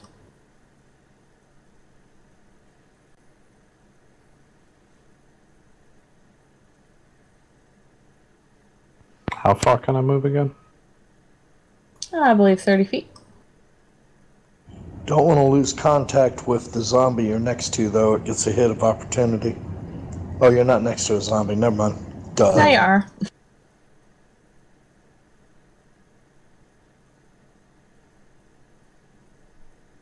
So my short swords, how do I, since I'm dual wielding, how do I do that again? You want to roll to hit with one of your short swords. See if you hit it. If you do, you can go ahead and do damage. Then you can roll to hit with your second short sword. And if you hit, you can do damage. And he's got advantage. Okay. And to have the advantage piece, click the ADV button just below the chat window. Regardless, you hit him. Okay, so damage for that one now, right? Mm-hmm.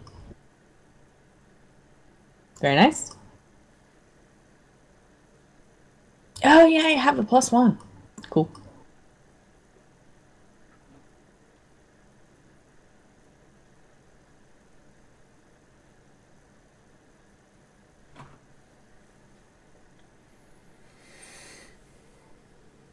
Oh.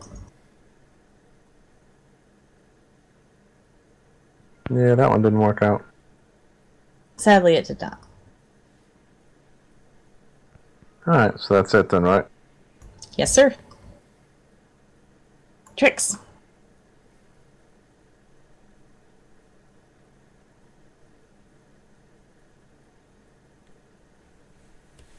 Since how those two are close to each other, going to use Wordbreaker again.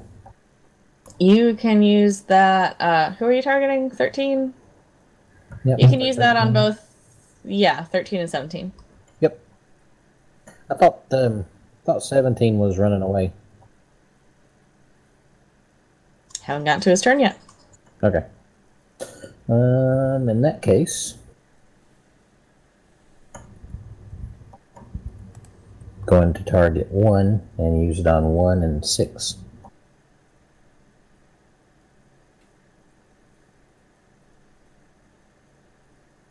Alright, you hit. Very hard.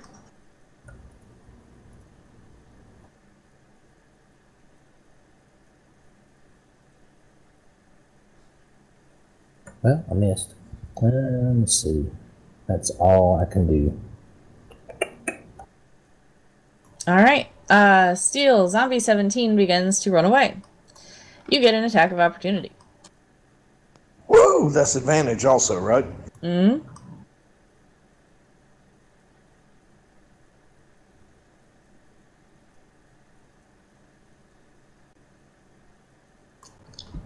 You whack him with no issue. Pretty hard. Alright, and he proceeds to try to run away.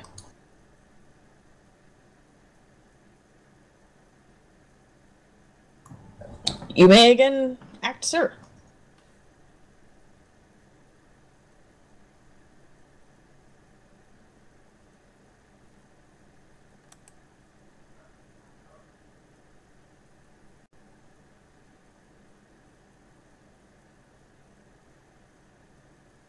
Oh, you're throwing it at him?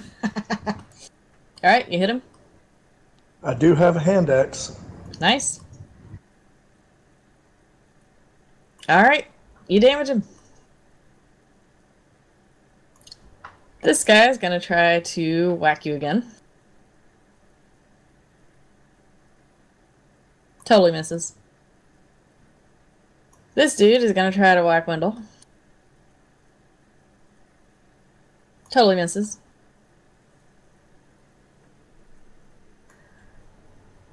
This guy thinks Ruff looks pretty tasty. Oh, crap. Whacks you kind of hard there. And Bop.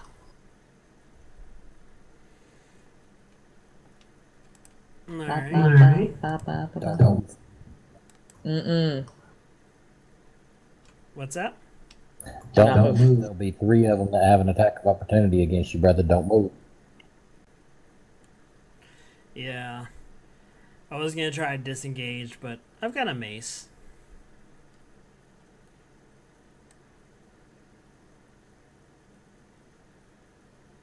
Alright, you swing and you hit. Oh, it's because I still have those other ones selected, don't I? Oh, yep. You want to just pick one to damage? You hit everybody. Alright.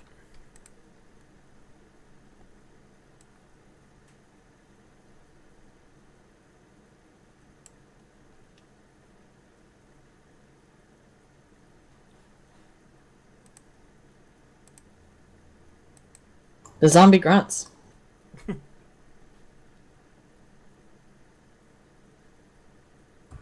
And attempts to whack you.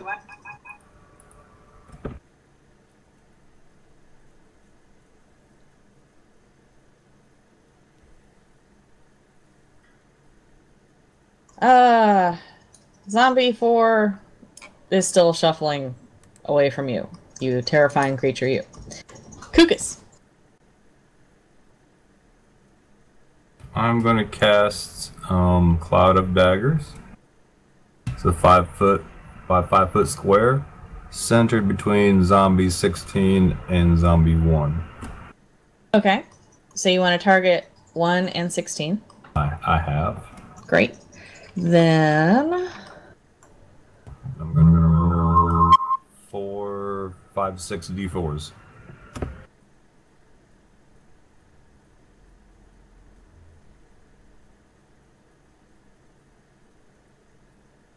Correct? yeah, this one's a little complicated. I'm just making sure I got it straight.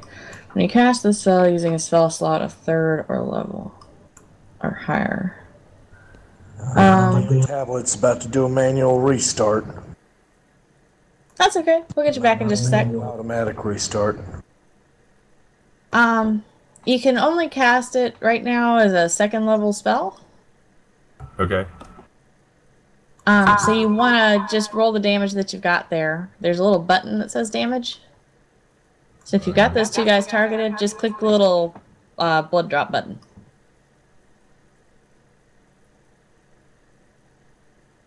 Nice. Alright, rough.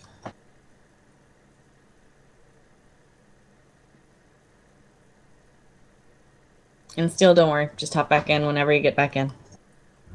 Now, Keith, you have advantage on the one to your right because it's between us. We're flanking him. And to roll with advantage, below the chat window, there's a little button that says ADV. Just left click that and then roll your hit.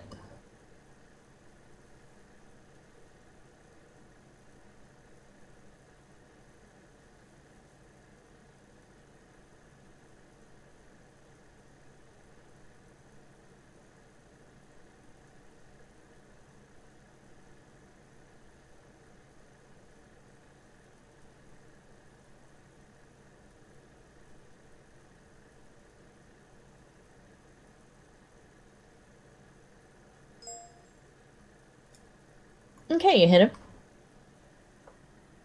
Please roll your damage. Beautiful. Alright, so I'd keep the same one targeted for this second hand? Yes. So I'd Remember do the to, advantage again? yes.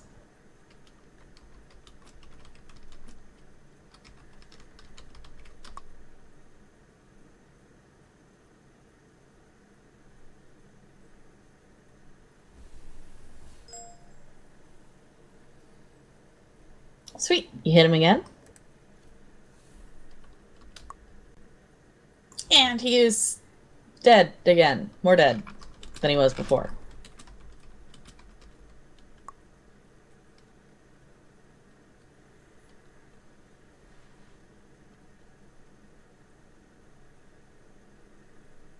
Boom. Do All I right. have advantage or not?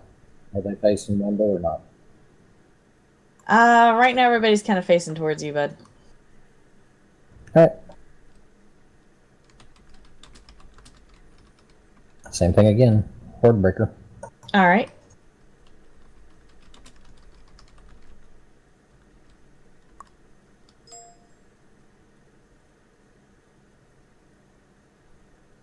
All right. You take out Zombie 6 with a very fearsome vengeance.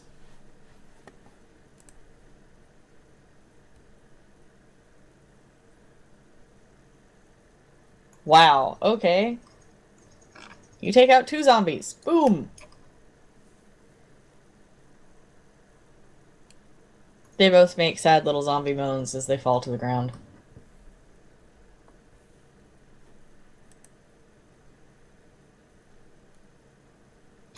This zombie is still really, really scared of Bob. I'm a scary individual. You are terrifying. Steel. Are you restarting?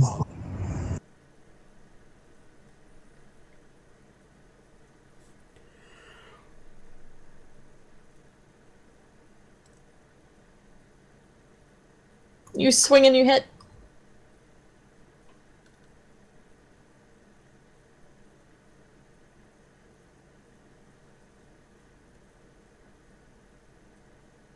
Yeah, the zombie's gonna try to hit you back. Fails miserably. Bob.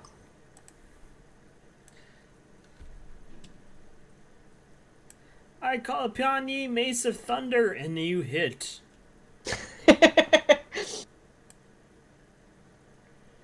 For 5 points of damage. Not bad. Zombie's gonna try to hit you back. I know you're shocked. Oh, shoot.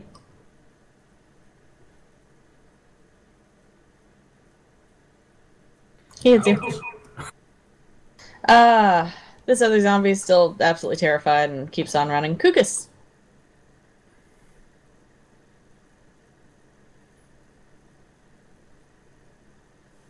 I got a question. When my turn comes up, does this zombie automatically take damage? Or do I have to state that I'm concentrating again before I take damage? You don't have to state that you're concentrating again, but you want to go ahead and roll the damage again. I'm going to do something else is what I'm asking. Yeah, that's fine. I mean, I understand that you are keeping it up. But please go ahead and roll damage and then take your regular action. Giggity. Y'all are bad. I guess I kind of started it, didn't I? I'm sorry. I'm not the one that had him rub the D. I'm sorry. I didn't pick it out very well. Alright, he's dead. Very dead.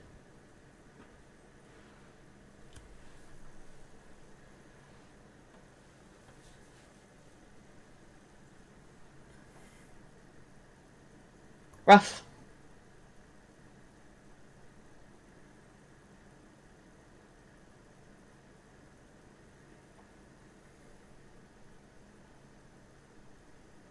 Advantage again? Mm-hmm.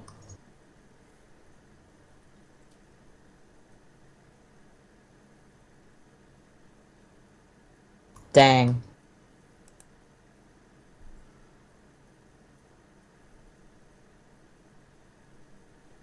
Well, you just happened to decapitate that thing, so he's dead again. I'm gonna assume you track down the other 2 zombies that are running away and make quick work of them too. Yes, yes. Oh, yeah. And get my And hand we're axe gonna back. hope Bob heals himself or something. You get your hand axe back. They're ammunition. Yeah, a couple. Mhm. You sure do.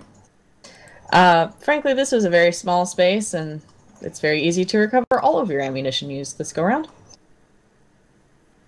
All right then. Lucky you. Search the zombies. You find dirt and rags. I say prayers for the fallen zombies that used to be people.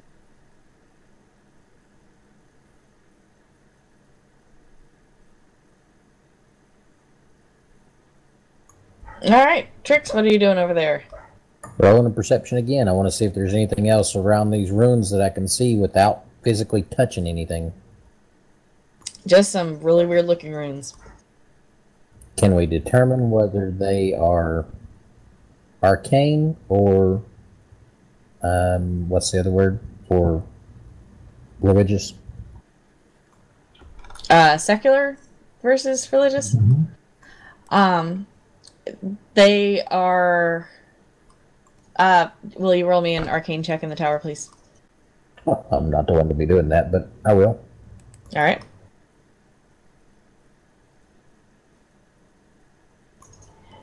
You are very certain, due to the wonderful light bulb that goes ping above your head, that these are necromantic in nature. That kind of makes sense. Hey, Bob, is there any way you can tell if these will go off again? You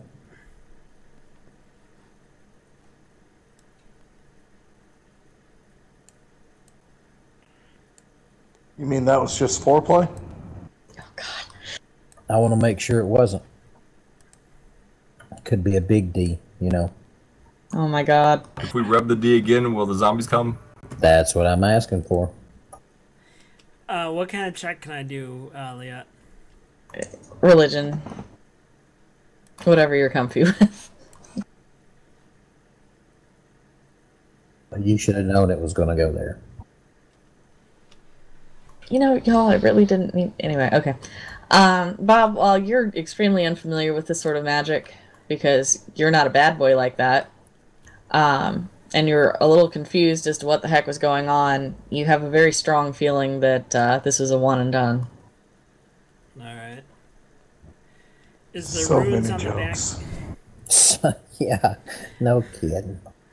Did I complete my initial rubbing or not? You did. Alright, well, there's no reason to rub it again then. They slam, bammed, and thank you, ma'amed. Yep. That was it for today. All done.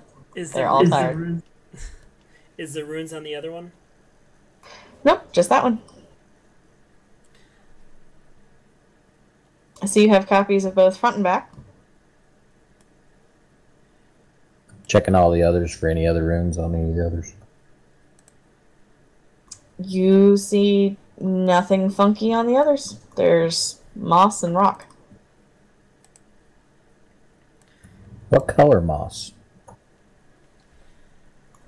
Grayish green.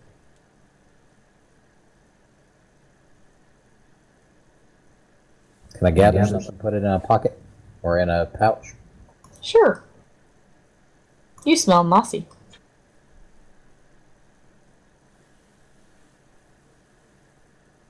Let me add bag of moss to your inventory. We'll see if Yark can make a poison out of it whenever I find him again.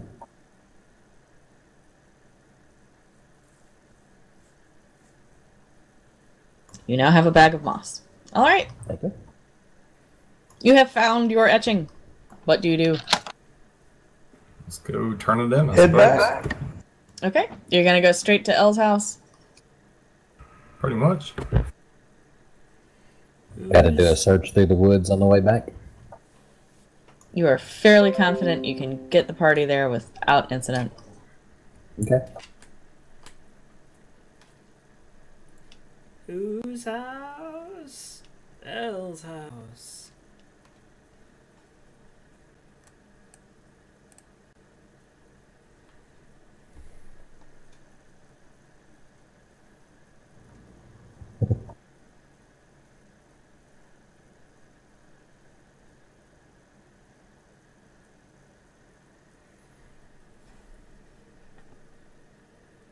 Alright, as you come back in, I assume straight in the door. No knocking for you, sirs.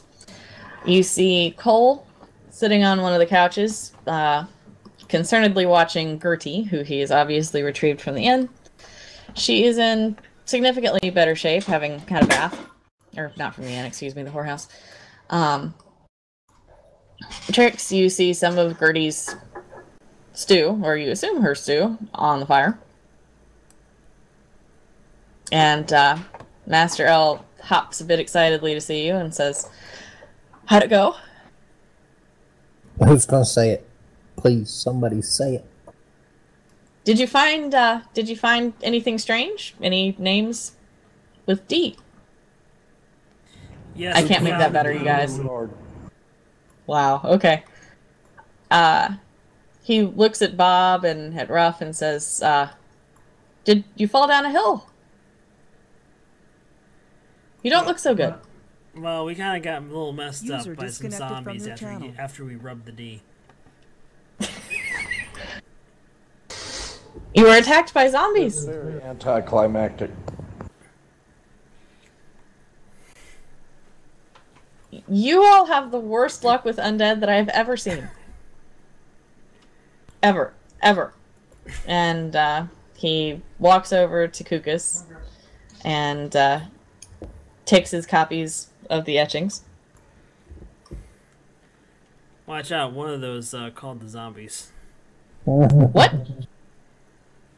Just letting you know. Plops them on the table quickly and steps away and says, "I will study this carefully. Where did you find these glyphs?" On the D. On the back side of the D. Oh God. I'm struggling with this. I know, I'm sorry. I really didn't think that out. I gotta admit, it's kind of hard. To struggle with the D. I gotta admit, it's kind of you gotta admit when somebody really writes on the D, they're very serious. It seems like this D has suffered quite a bit. And now the dude's got some D rubbings. Is that soup? It is. And Gertie pipes up at hearing this and squints over at Steelheart and says, "Oh, the big one." Yes, it was. I want some soup. I was some soup too to get me something to keep my mouth shut. Cole waves you towards the fire and says, "Please help yourselves. Thank you so much for helping my grandmother." Elle very carefully takes the papers back to his study. I'm just happy we didn't have to take your grandmother to find the D. She's very good at that, you know. I know. As Elle comes back from the study, he comes out with a pouch. It's jingly. I check Gertie. Check her over. It looks like she has regained at least 10 years. Alright. She smiles and bats her eyes at Steelheart.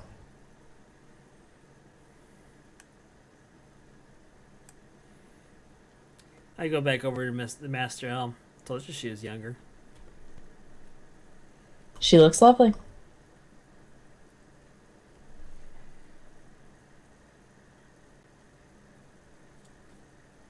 And Gertie turns a little pink. He walks over to Steelheart, knowing Steelheart pretty well, and hands him a bag. I nod.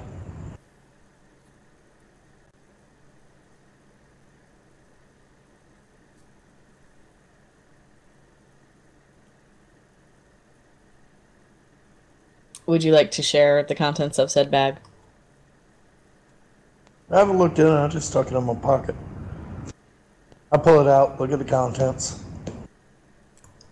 There is a significant amount of gold.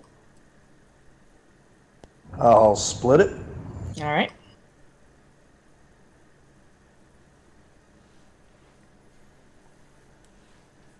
I'm missing someone. One sec.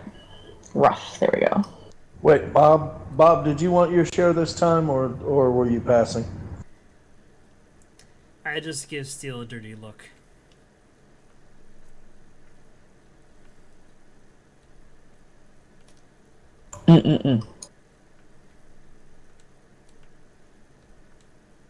He looks at each of you in turn and says, "I am very sorry that what I thought was a very simple mission endangered your lives." But I appreciate you finding this information for me, and I will study it extremely carefully. And I more appreciate you ensuring our tea was safe. It's what we do. We just had this horrible case of running into dead people. You really do. I know. I think we need to get that checked out because it seems like a life-threatening issue.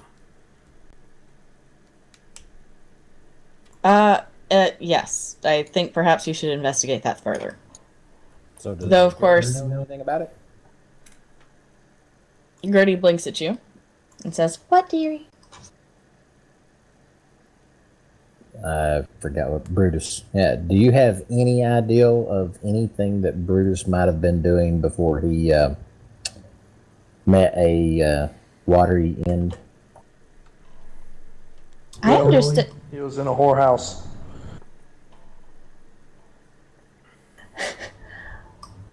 She blinks at you and looks over at Steelheart and tips her head and says, "He's right. You know, I did not meet this gentleman. Remember, I was having lunch with my grandbaby."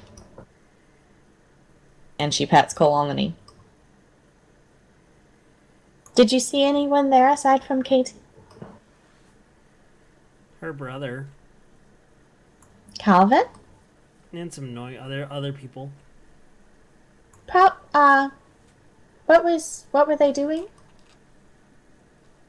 I think Calvin was hitting on somebody. "He does enjoy the boys." I won't go there. Sorry. Maybe Brutus was after Calvin.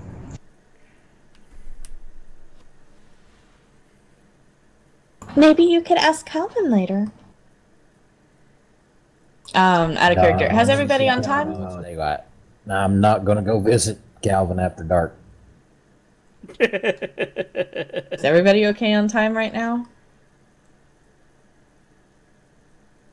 I'm good on time. Okay. If anybody has, just checking. All right. What would y'all like to do? Well, there is a festival going on. Is there anybody else in the town that would know who Brutus was or what he was doing?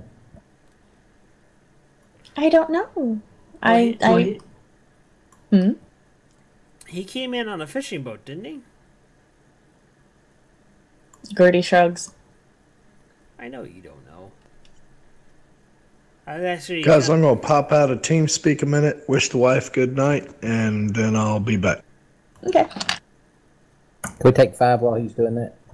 Yeah, that sounds good. Let's take a pee break. Disconnected from your All right, channel. cool. All right. I'll see you at 10:40 CST. All right, everyone on the stream, we're just going to go ahead and take a 5-minute break. We will be back shortly.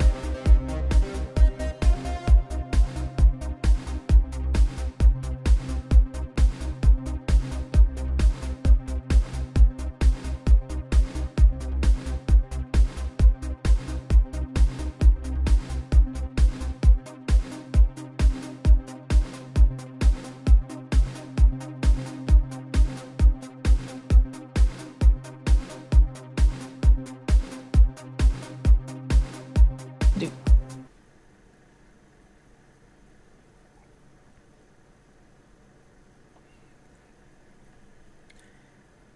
All right, and we are back. Well, we got two options. We got the festival, and we got Katie's brother to go talk to.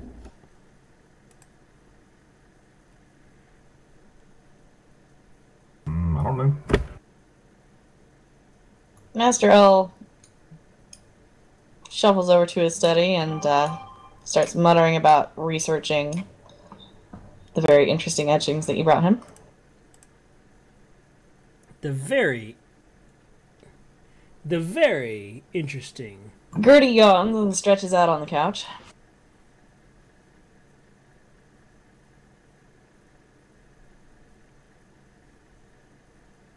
So yeah, there's a festival going on.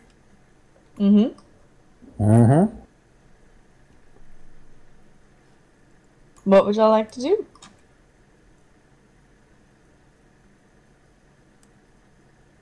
What's All right. level I will pay the most? I don't know. There's a neat festival going on. It looks like somebody's heading out. So I'm guessing you're going outside. Sure. Sure, might as well.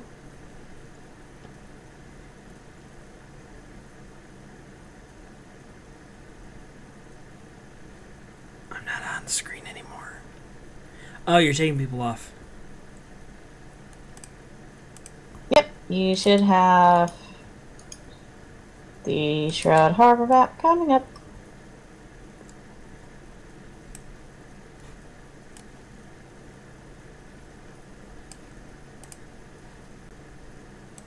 All right, so I got a general question for the area. Mm-hmm. Where are the festival tents in relationship to the whorehouse? Where the festival what's in relationship to the whorehouse? Where are the festival tents, or whatever, for the festival in relationship to the whorehouse? Can we head towards the whorehouse and run through the festival, or do we have to go to a different area to see the festival? Whole city's a festival, right? Yep. You noticed earlier in the day that there are new tents set up. There was a big old bar set up just outside Mayor Ronald's house, and it had a variety of wines available.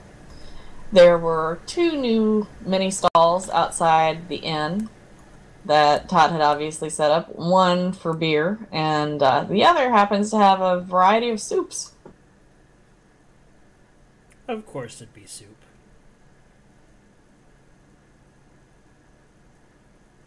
Because we can't have a day without soup. Cheesy, throw stuff in a pot and heat it up. Alright, Trix, you move over to the mayor's house. It looks like there's more boats in the harbor, too. You recall that there are 3 new Dragonborn in town. Trix, as you approach the mayor's home and that stand where there are wines, you notice there are very small cups about the size of a shot glass with little tastes of wine in there. There's about 5 sitting out right now. I'm going to take all 5 of them. Alright, you drinking all of them? Mm-hmm. They're delicious. Rough, as you head towards the beach, you notice that the blacksmith is not working today. You don't hear clanging, nor do you see smoke coming out from his forge. Bob, you notice that there is a keg set up by the little impromptu bar outside the inn. Trix, as you come up to this stall, you note that it has a huge variety of painted shields. I'm sorry, that broke up. What did you say? As you approach the stall with the kind of gray-green tarp on top, you notice that it has a big variety of painted shields. Is there a vendor here? There is. There's a person from out of town. You have not seen him around before. He has some pointy ears and is quite tall. Rough, as you move towards the docks, you notice lots and lots of boats are docked and tied up with nobody on them. Kugus, as you approach the marketplace, you see large crowds. They're looking at each stall. The first one, just southeast of you, is the meat vendor. There's a lot of ham. Rough is... I was just going to point out, has anybody else noticed that we've got an awful lot of ham, but I have not seen any pigs? That would be why. Oh, that's awesome. Ruff, as you come up to the woodworkers building, you don't hear anyone working. Though you do see your boat that you procured having taken care of the raiders flipped over and obviously being patched and worked on just outside.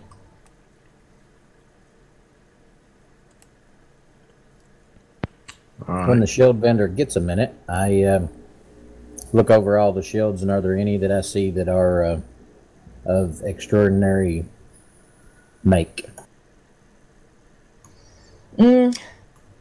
Nothing that really catches your eye, though the painting is very pretty. Steel, as you approach the striped, tarped stall, you see that this person seems to be a moneylender.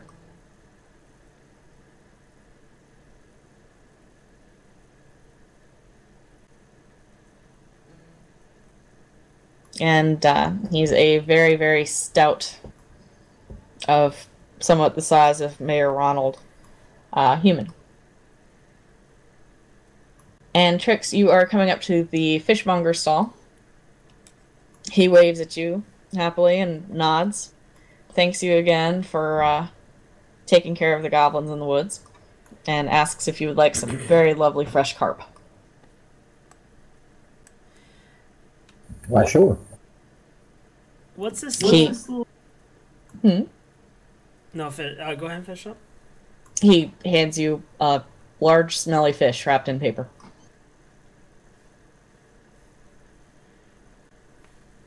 Let me add large, smelly fish to your inventory. Tip my head at him and thank him and toss him a gold piece.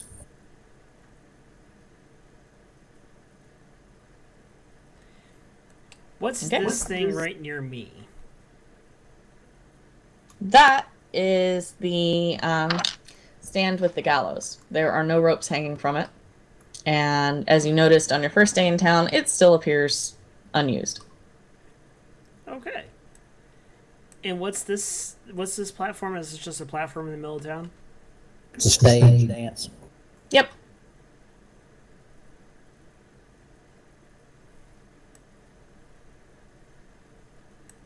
Start feeling the effects of the wine, and I go up here and spin around for a minute or two. It's very fancy. Ruff, you see on this particular dock there are some big kegs set up from which several sailors are getting drinks and sitting on the side of the dock, swinging their legs, having a good old time. Okay. In this festival, are there any extra weapon vendors other than the blacksmith that was here before? Not that you've noticed.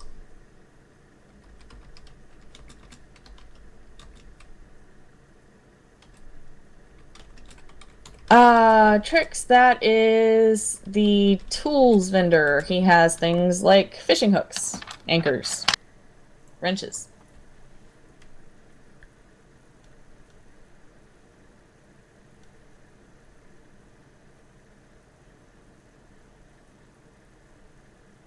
That guy has varnishes and paints. Kukis, person you're standing by, has vegetables. Lots and lots of vegetables. Ruff, you're coming up to the shacks along the beach.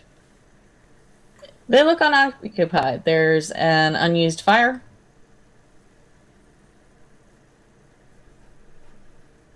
And a net on the ground.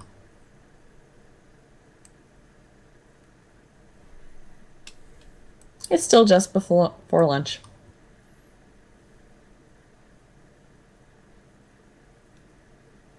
Aha! Steel! As you get up here, this wagon does not have anyone by it, but it is full of wheels. Wheels such as the type that would be replaced on any of the caravan carts that you helped escort into town just a few days ago. I'm just here performing church services. The crowds pass you and eye you strangely. I kind of figured. Anyone want to roll a perception? Absolutely. Alright, throw it in the tower for me, please.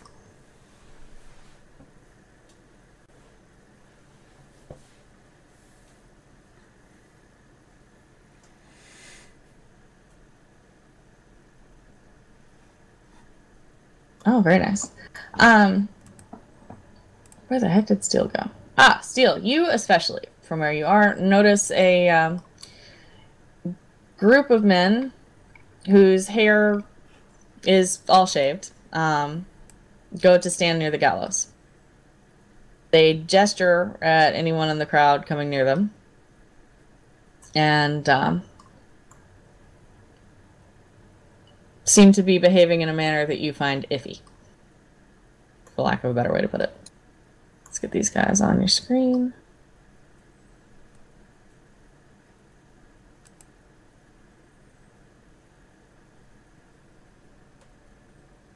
I'll just chill over here and watch them. All right.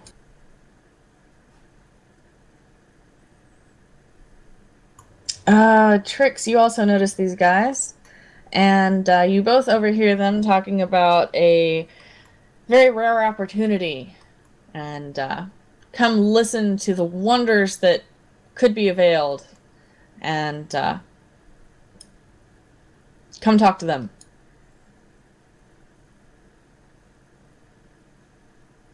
I'm sure some passerby will, and I will listen when the passerby does.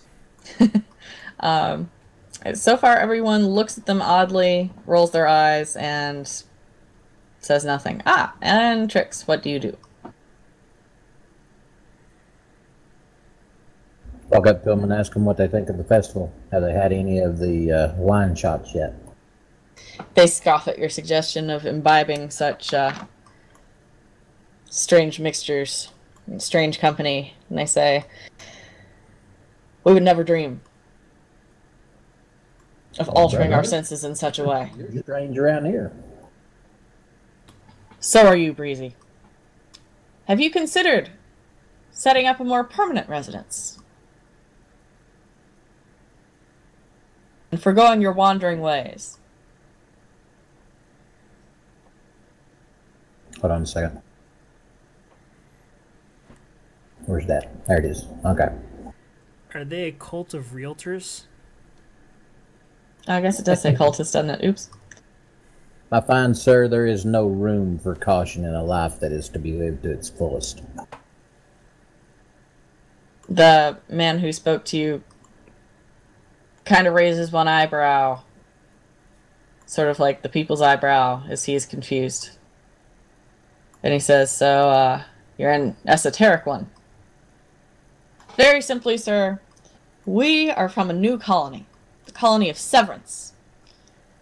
And yet, it is not a poor severance of which we speak. It is a severance from this wandering and catastrophic world in which we live. And instead, sir, we offer you a more productive life.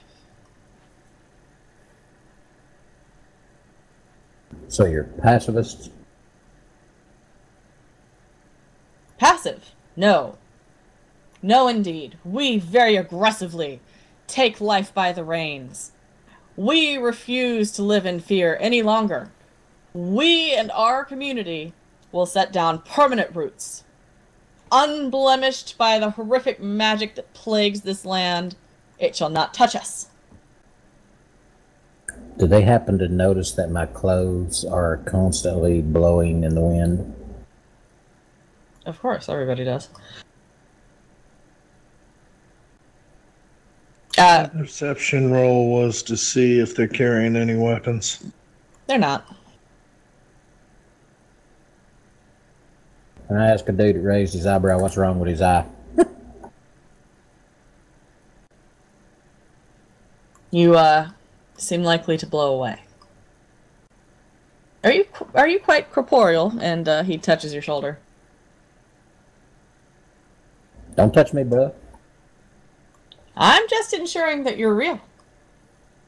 In a land so corrupted, one can never be sure. Touch me again, you'll find out whether I'm real or not. He laughs and elbows the man beside him, but he does step back.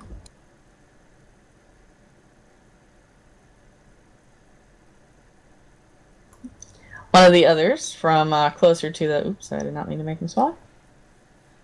Closer to the gallows platform walks up to you. And he says, don't you hunger to be able to know that your home will not be washed away? That no magical catastrophe shall befall you? Provenance is not only known in the south, after all. Not anymore. No, I hunger to be back out in the woods and away from idiots. The woods?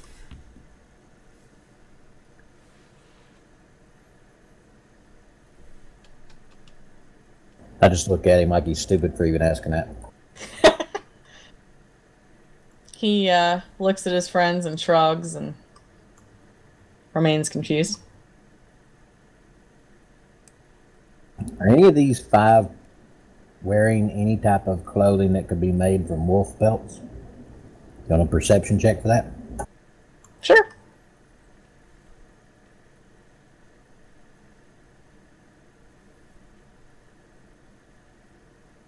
You note that they are not even wearing leather. It's all cotton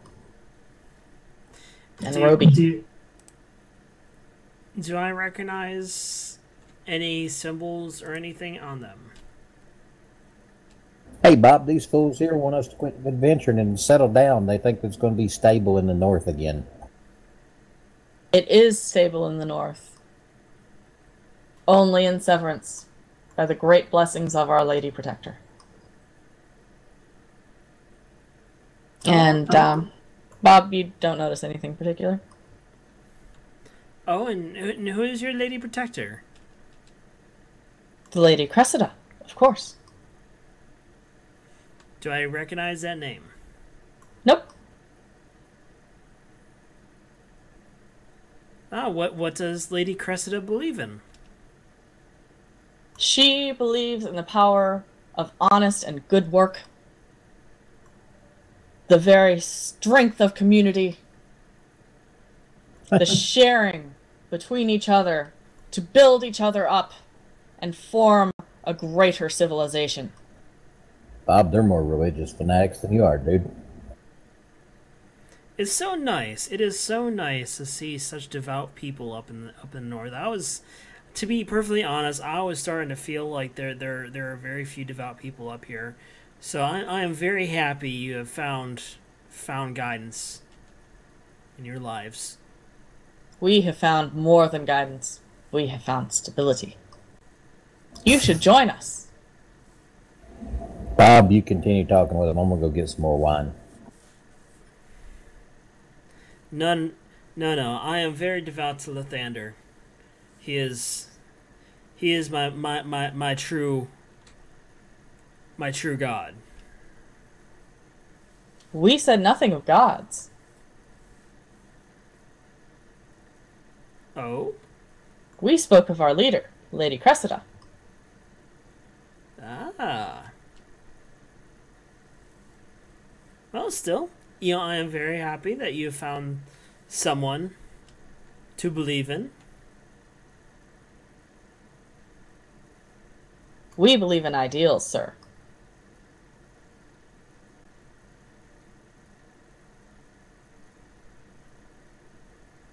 And more than that, we believe in stability. Stability is good.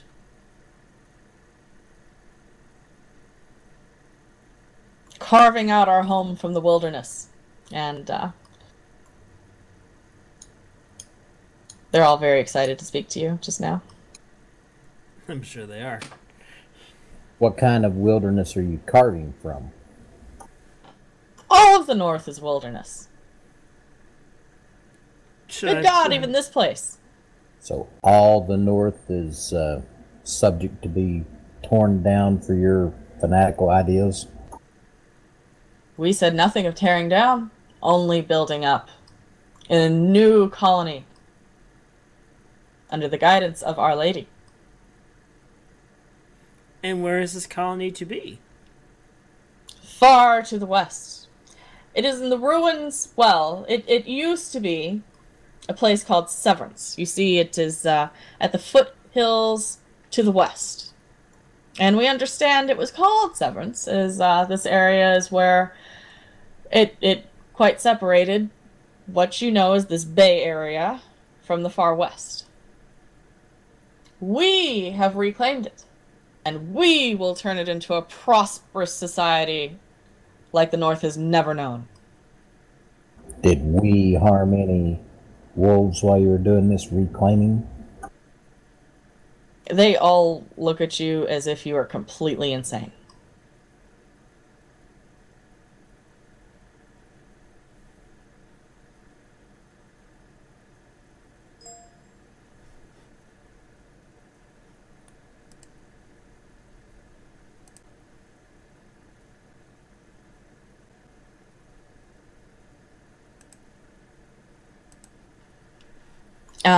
And Ruff, I hear you. I do need to wrap up in about 15 minutes.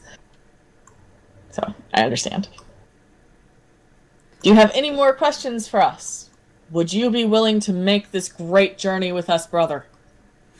Not at this time, but I feel we will probably be heading that direction soon. Truly? Yes. And they pat you on the shoulder and tell you, when you are ready, you must come. You must join us.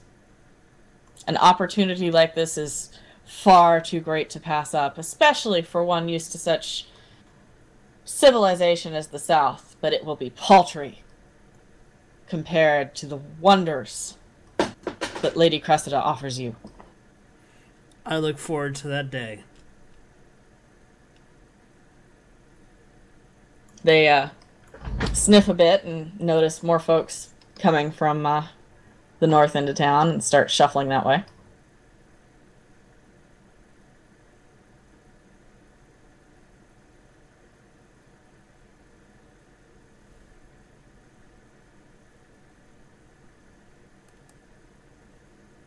Alright, what do y'all do?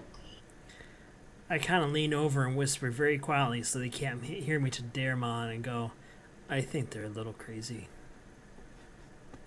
I lean over and go, yeah, and I think you probably need to check your pockets.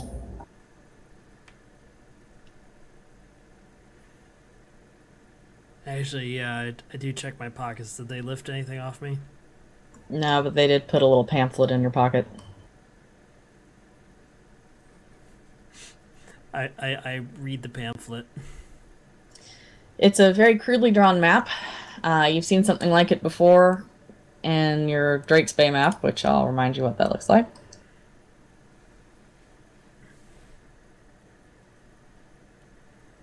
Should be pulling up for you. And they're in Severance. That's what they said. Interesting.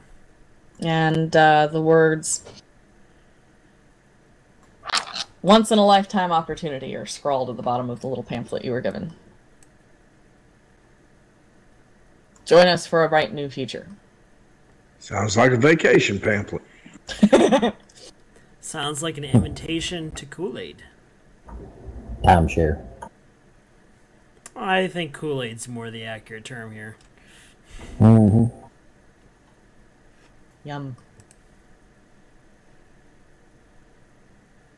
All right. So, let's see. Party. So, Bob, you think they're idiots, which I agree. I've looked all around this little festival thing really quick. They've got a lot of good wine down around the mayor's house. Imagine that. But where's the whorehouse? We need to find Katie's brother. Oh yeah, I forgot we were looking for his brother. You recall that the whorehouse is just north of the market. It's the big building with the one big main roof and the two smaller porches off the side and an overhang in the front. Come on, guys. I'm not going to be the religious man that walks into a brothel by himself. Do you go in the whorehouse? I wait for somebody to go with me. To this den of sin.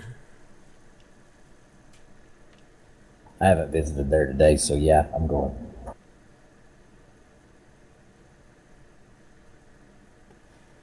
Today?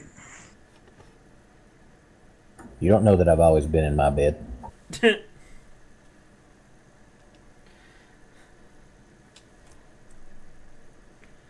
For that matter, I don't know that you've always been in your bed either.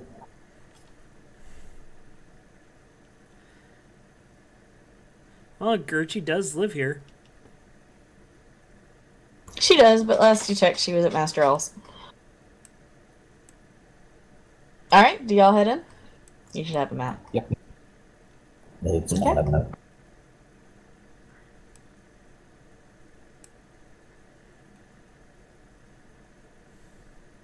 Bob, you go in first. You feel slightly dirty. Slightly? Slightly? Just a little. Trix, you head in second. You also feel a little dirty. Home.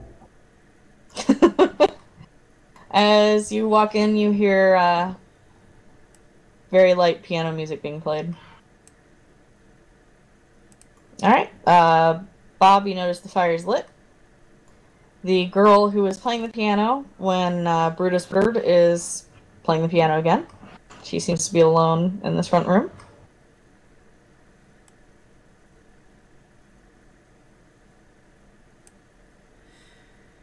Hello. As you walk up to the piano, she stops playing and looks up. She says, "Oh, Lord. I know. I'm still scrubbing the floor, you know, to get the blood out." Not my fault. Not my No, fault. it wasn't. Were you here for something else, then? Just information. Just information. Can you tell us more about, Brutus? Who's Brutus? You mean the dead man? The dead man formerly known as Brutus and formerly fully dead. Formerly dead? Don't ask. Oh, God. Don't ask. Well, I remember he came in, and Calvin often gets the door. He let the gentleman in. He offered to take his coat, which he did. The gentleman sat by the fire a few minutes and asked us about town. Oh gosh, I'm trying to think. He abruptly decided he needed to go. He had seen Katie. She'd come out of her room and back there, you know, the furthest one from the door. And he got his coat, and then he seemed quite agitated and came back in, and Katie had gone back to her room, and Calvin had sat down, and he put on his coat, and he began banging on Katie's door. Is Katie here? I haven't seen her since. Is she busy? I haven't seen her. Isn't she in jail? She's supposed to be coming back here to clean up. She probably went with Todd. I haven't seen her. And if... Did she get out of jail? Yes. Another one of those, honey, don't ask, don't tell things. Yeah, better don't ask questions. So Todd got her out. Alright, then she would be with Todd. Probably. Alright, do you know... Is her room here? Her room? Well, we all sleep upstairs. You know, the downstairs rooms are used for... Trust me, I know what they're used for. She winks at you. Do you happen to know which ship he came in on? By any chance? The dead man? No? Alright. I can't believe I'm gonna ask this. Is Calvin around? Well, and she tips her head to one side. I heard banging upstairs earlier. Upstairs? Obviously. Well, he isn't the calmest walker. He stomps a bit, you know? With the prancing. Alright, Bet he doesn't use parchment. Oh my goodness. Let's, I guess we can check out upstairs. There Is shouldn't it be fine any... if we go upstairs? Is there what upstairs? Go ahead. There's no business being handled upstairs, is there? Well, no, that's just where we sleep and keep our things. That's what I thought. What kind of things? Oh, good God, like me drawers, man. What do you think? Yeah, me and you need to discuss these things later. My drawers? I just walk away and yell over my shoulder, "Thank you!" Hey, hold up, preacher man. We gotta go find some whores. Oh my God, I'm not working today. And she turns back to the piano. Alright, so you head down the hallway. Are you going upstairs? Yeah. You're going upstairs. I'll go with you. Alright, so Jess, Trix, and Bob are going upstairs. Is anyone else going upstairs? I'm listening to the piano. It's very lovely. Does it soothe the common orc?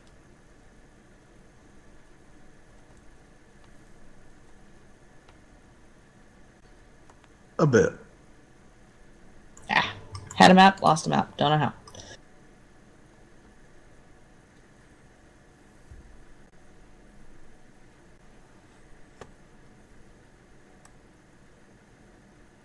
Is it supposed to be loading up yet? Yep. Alright. There it is. Alright, preacher man. You been here before, brother? Lead on. I sigh heavily and knock on the first door. Oi, what? Familiar here, ain't you? Oh Who's in there? What's that? Who's in there? I don't know. I was knocking on the door. The only reply you got was, "Oi, what?" Is that you, Calvin? Ah! You hear, like something's closing.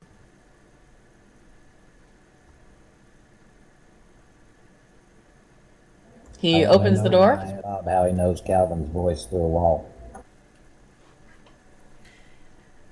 I've talked to him before. Thank you very much. Calvin raises an eyebrow and looks at Bob and says, I answered the door for you before. What? Why are you upstairs? I need to ask some questions about the gentleman that spontaneously died downstairs. Spontaneously. Go. Oh, be safe. That is me. Yes, spontaneously died. As I recall, it was not spontaneous. Though I do appreciate you taking care of my sister. As Anyway, you face the room, you see a little more of it. anyway, what can you tell us about the gentleman who spontaneously died? He came in, I took his coat, he sat down, he listened to Heather at the piano, he saw Katie, Katie went to her room, he went to the door, He put on his coat. He then went to Katie's door and started banging on it. And you definitely have never seen him before. Nope. Is there anything on his clothes or on his jacket that you saw that might have identified either a boat that he came from, or a place that he came from, or a position that he had? No, I mean, he came in with a goodly lot of money, but I suppose that was it. Hey, brother, looky here. I know you checked him out pretty thoroughly. What else did you notice any suspicious about him? And why was he all of a sudden upset after he got ready to put on his coat? Calvin folds his arms and raises an eyebrow and says, I don't know what would have upset him once he put on his coat. Perhaps it smelled a little funny. And anyway, I have things to do. Good morning to you. And he backs up and begins to close the door. Stop him. You know him. What's that? Stop him. He knows something else. Put your foot in the door. Something. Continue talking to him. You're literally right by the door. You can put your foot in the door. Do you put your foot in the door? Not me. No, I don't like the dude. He likes. Oh my god. I put my foot in the door. Look, I'm not working right now, and you well know it. And I appreciate you not working right now because I don't want to hire you. I'm just trying to figure out, we've got... The guy's come back from the dead, man. He's come back from the dead. What do you mean? He threw Deuce out the window the other night. You mean the little... sister. What? We think he killed your sister. Yeah, maybe.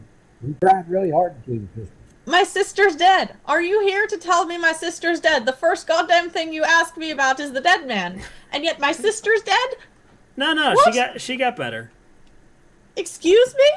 Bob here took care of her, brother. She good? Yeah, she's healthy. She's with Todd. Yeah, she's over with Todd. He sits down and kind of rakes his fingers through his hair. And he says, I don't understand you people. My sister was dead. She's not dead. The dead man was dead, and now he's not dead. What the fuck are you? I know, we keep running into this issue. It seems to be a common issue around us with the whole death and not dead. We got attacked by zombies earlier. What? I know, crazy, right? You all are insane. You've got to go. You've got to leave. And he starts scooting back on his butt and trying to close the door again. Wait. Anyway, we're afraid he's going to keep coming after your sister and possibly you. What? He's a vengeance demon. I mean, I don't know what more you want. A what? A vengeance demon. He starts sputtering a bit. Look, do you know what's the dude's What's the dude's name? What's the official title? Because I don't know. It's Master L. But you know Master L? He kind of looks at you googly-eyed like you're an idiot. Oh, so much I can say. And he throws an arm over the chest beside him. And hyperventilates. Bob, you want to check and make sure he's okay? Yeah, I will. Oh,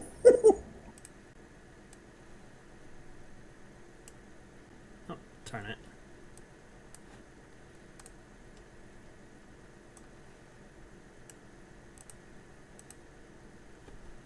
As you start to examine him, he kind of shoves a foot at you and tries to kick you off and says, I told you I'm not working. I'm not working. And I'm not hiring. I'm just checking you out, making sure you're okay. Gertie had a heart attack earlier, and I don't want to make sure you don't have a heart attack too. I understand why she did. You all are fucking crazy, and now you're attacking me. Not attacking you. Oh! Good God. Anyway, getting back to the dead guy that's not so dead anymore.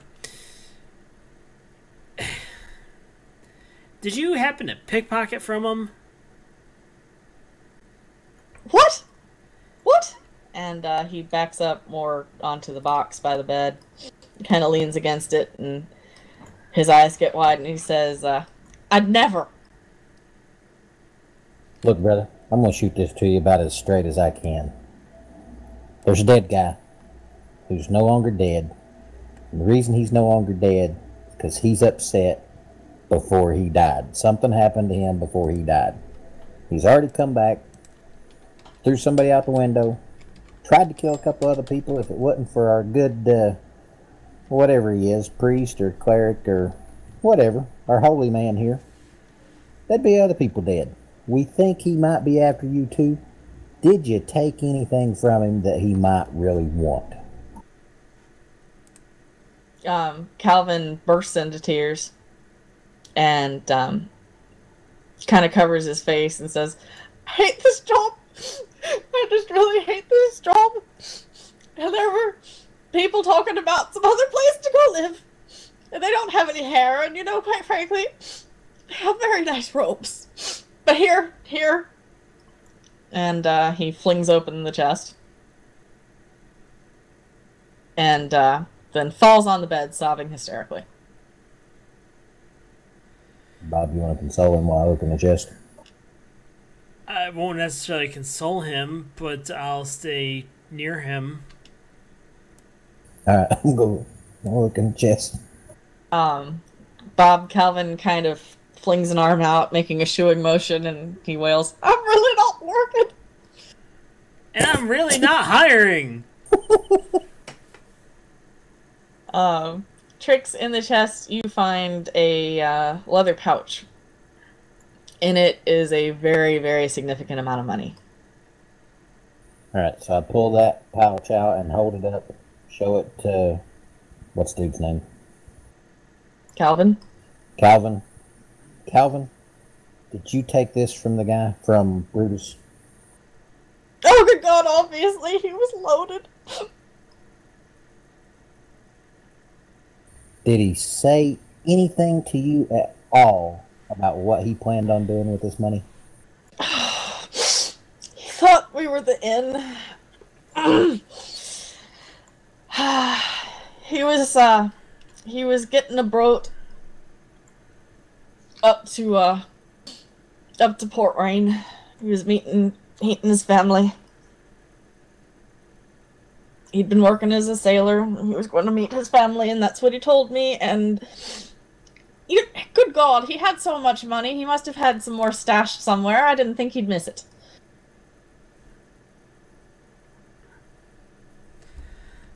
So basically, the guy walks in.